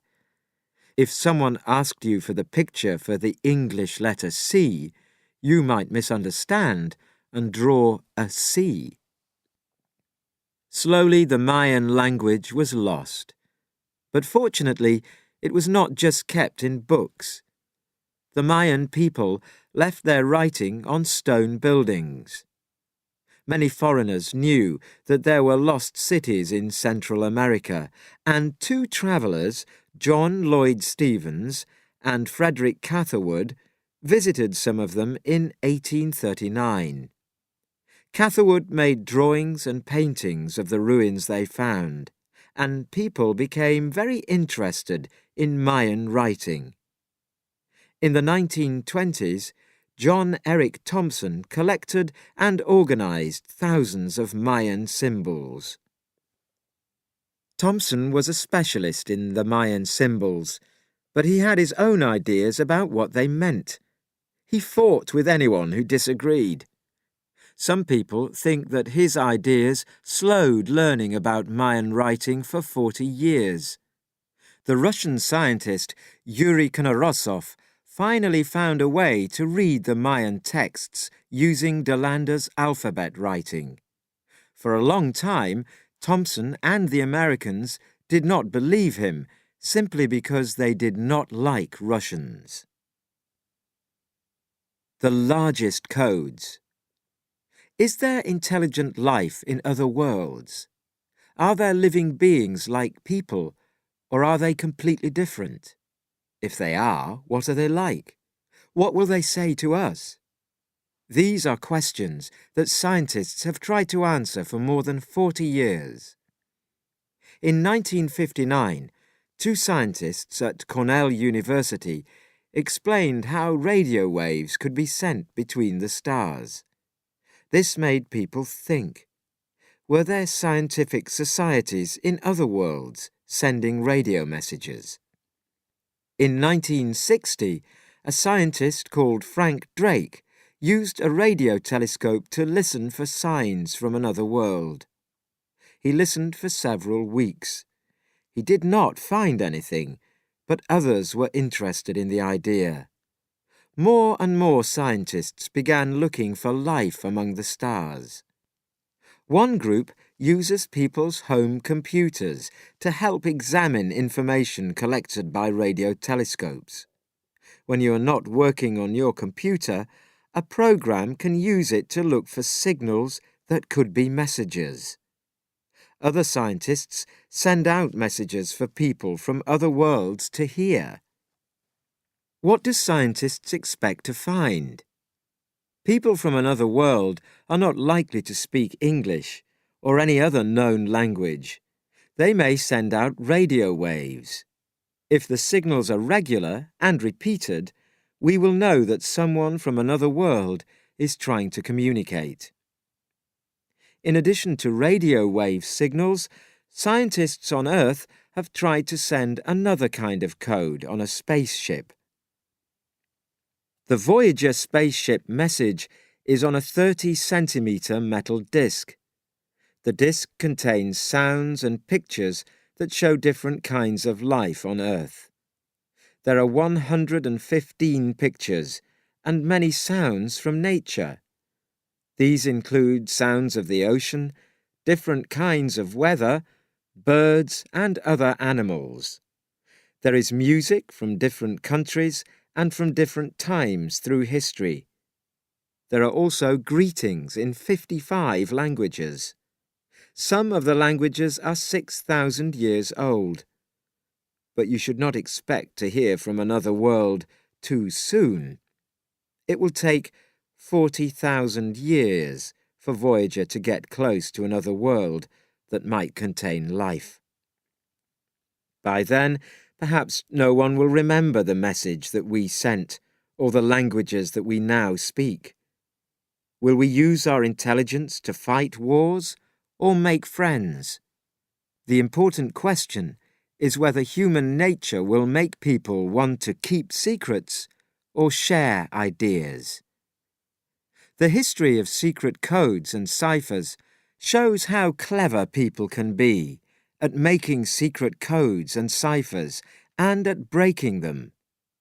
It is unlikely that anyone will ever develop the perfect secret code or cipher that no one can break. It may take a long time and be very difficult, but it will be broken. Everyone loves to know a secret.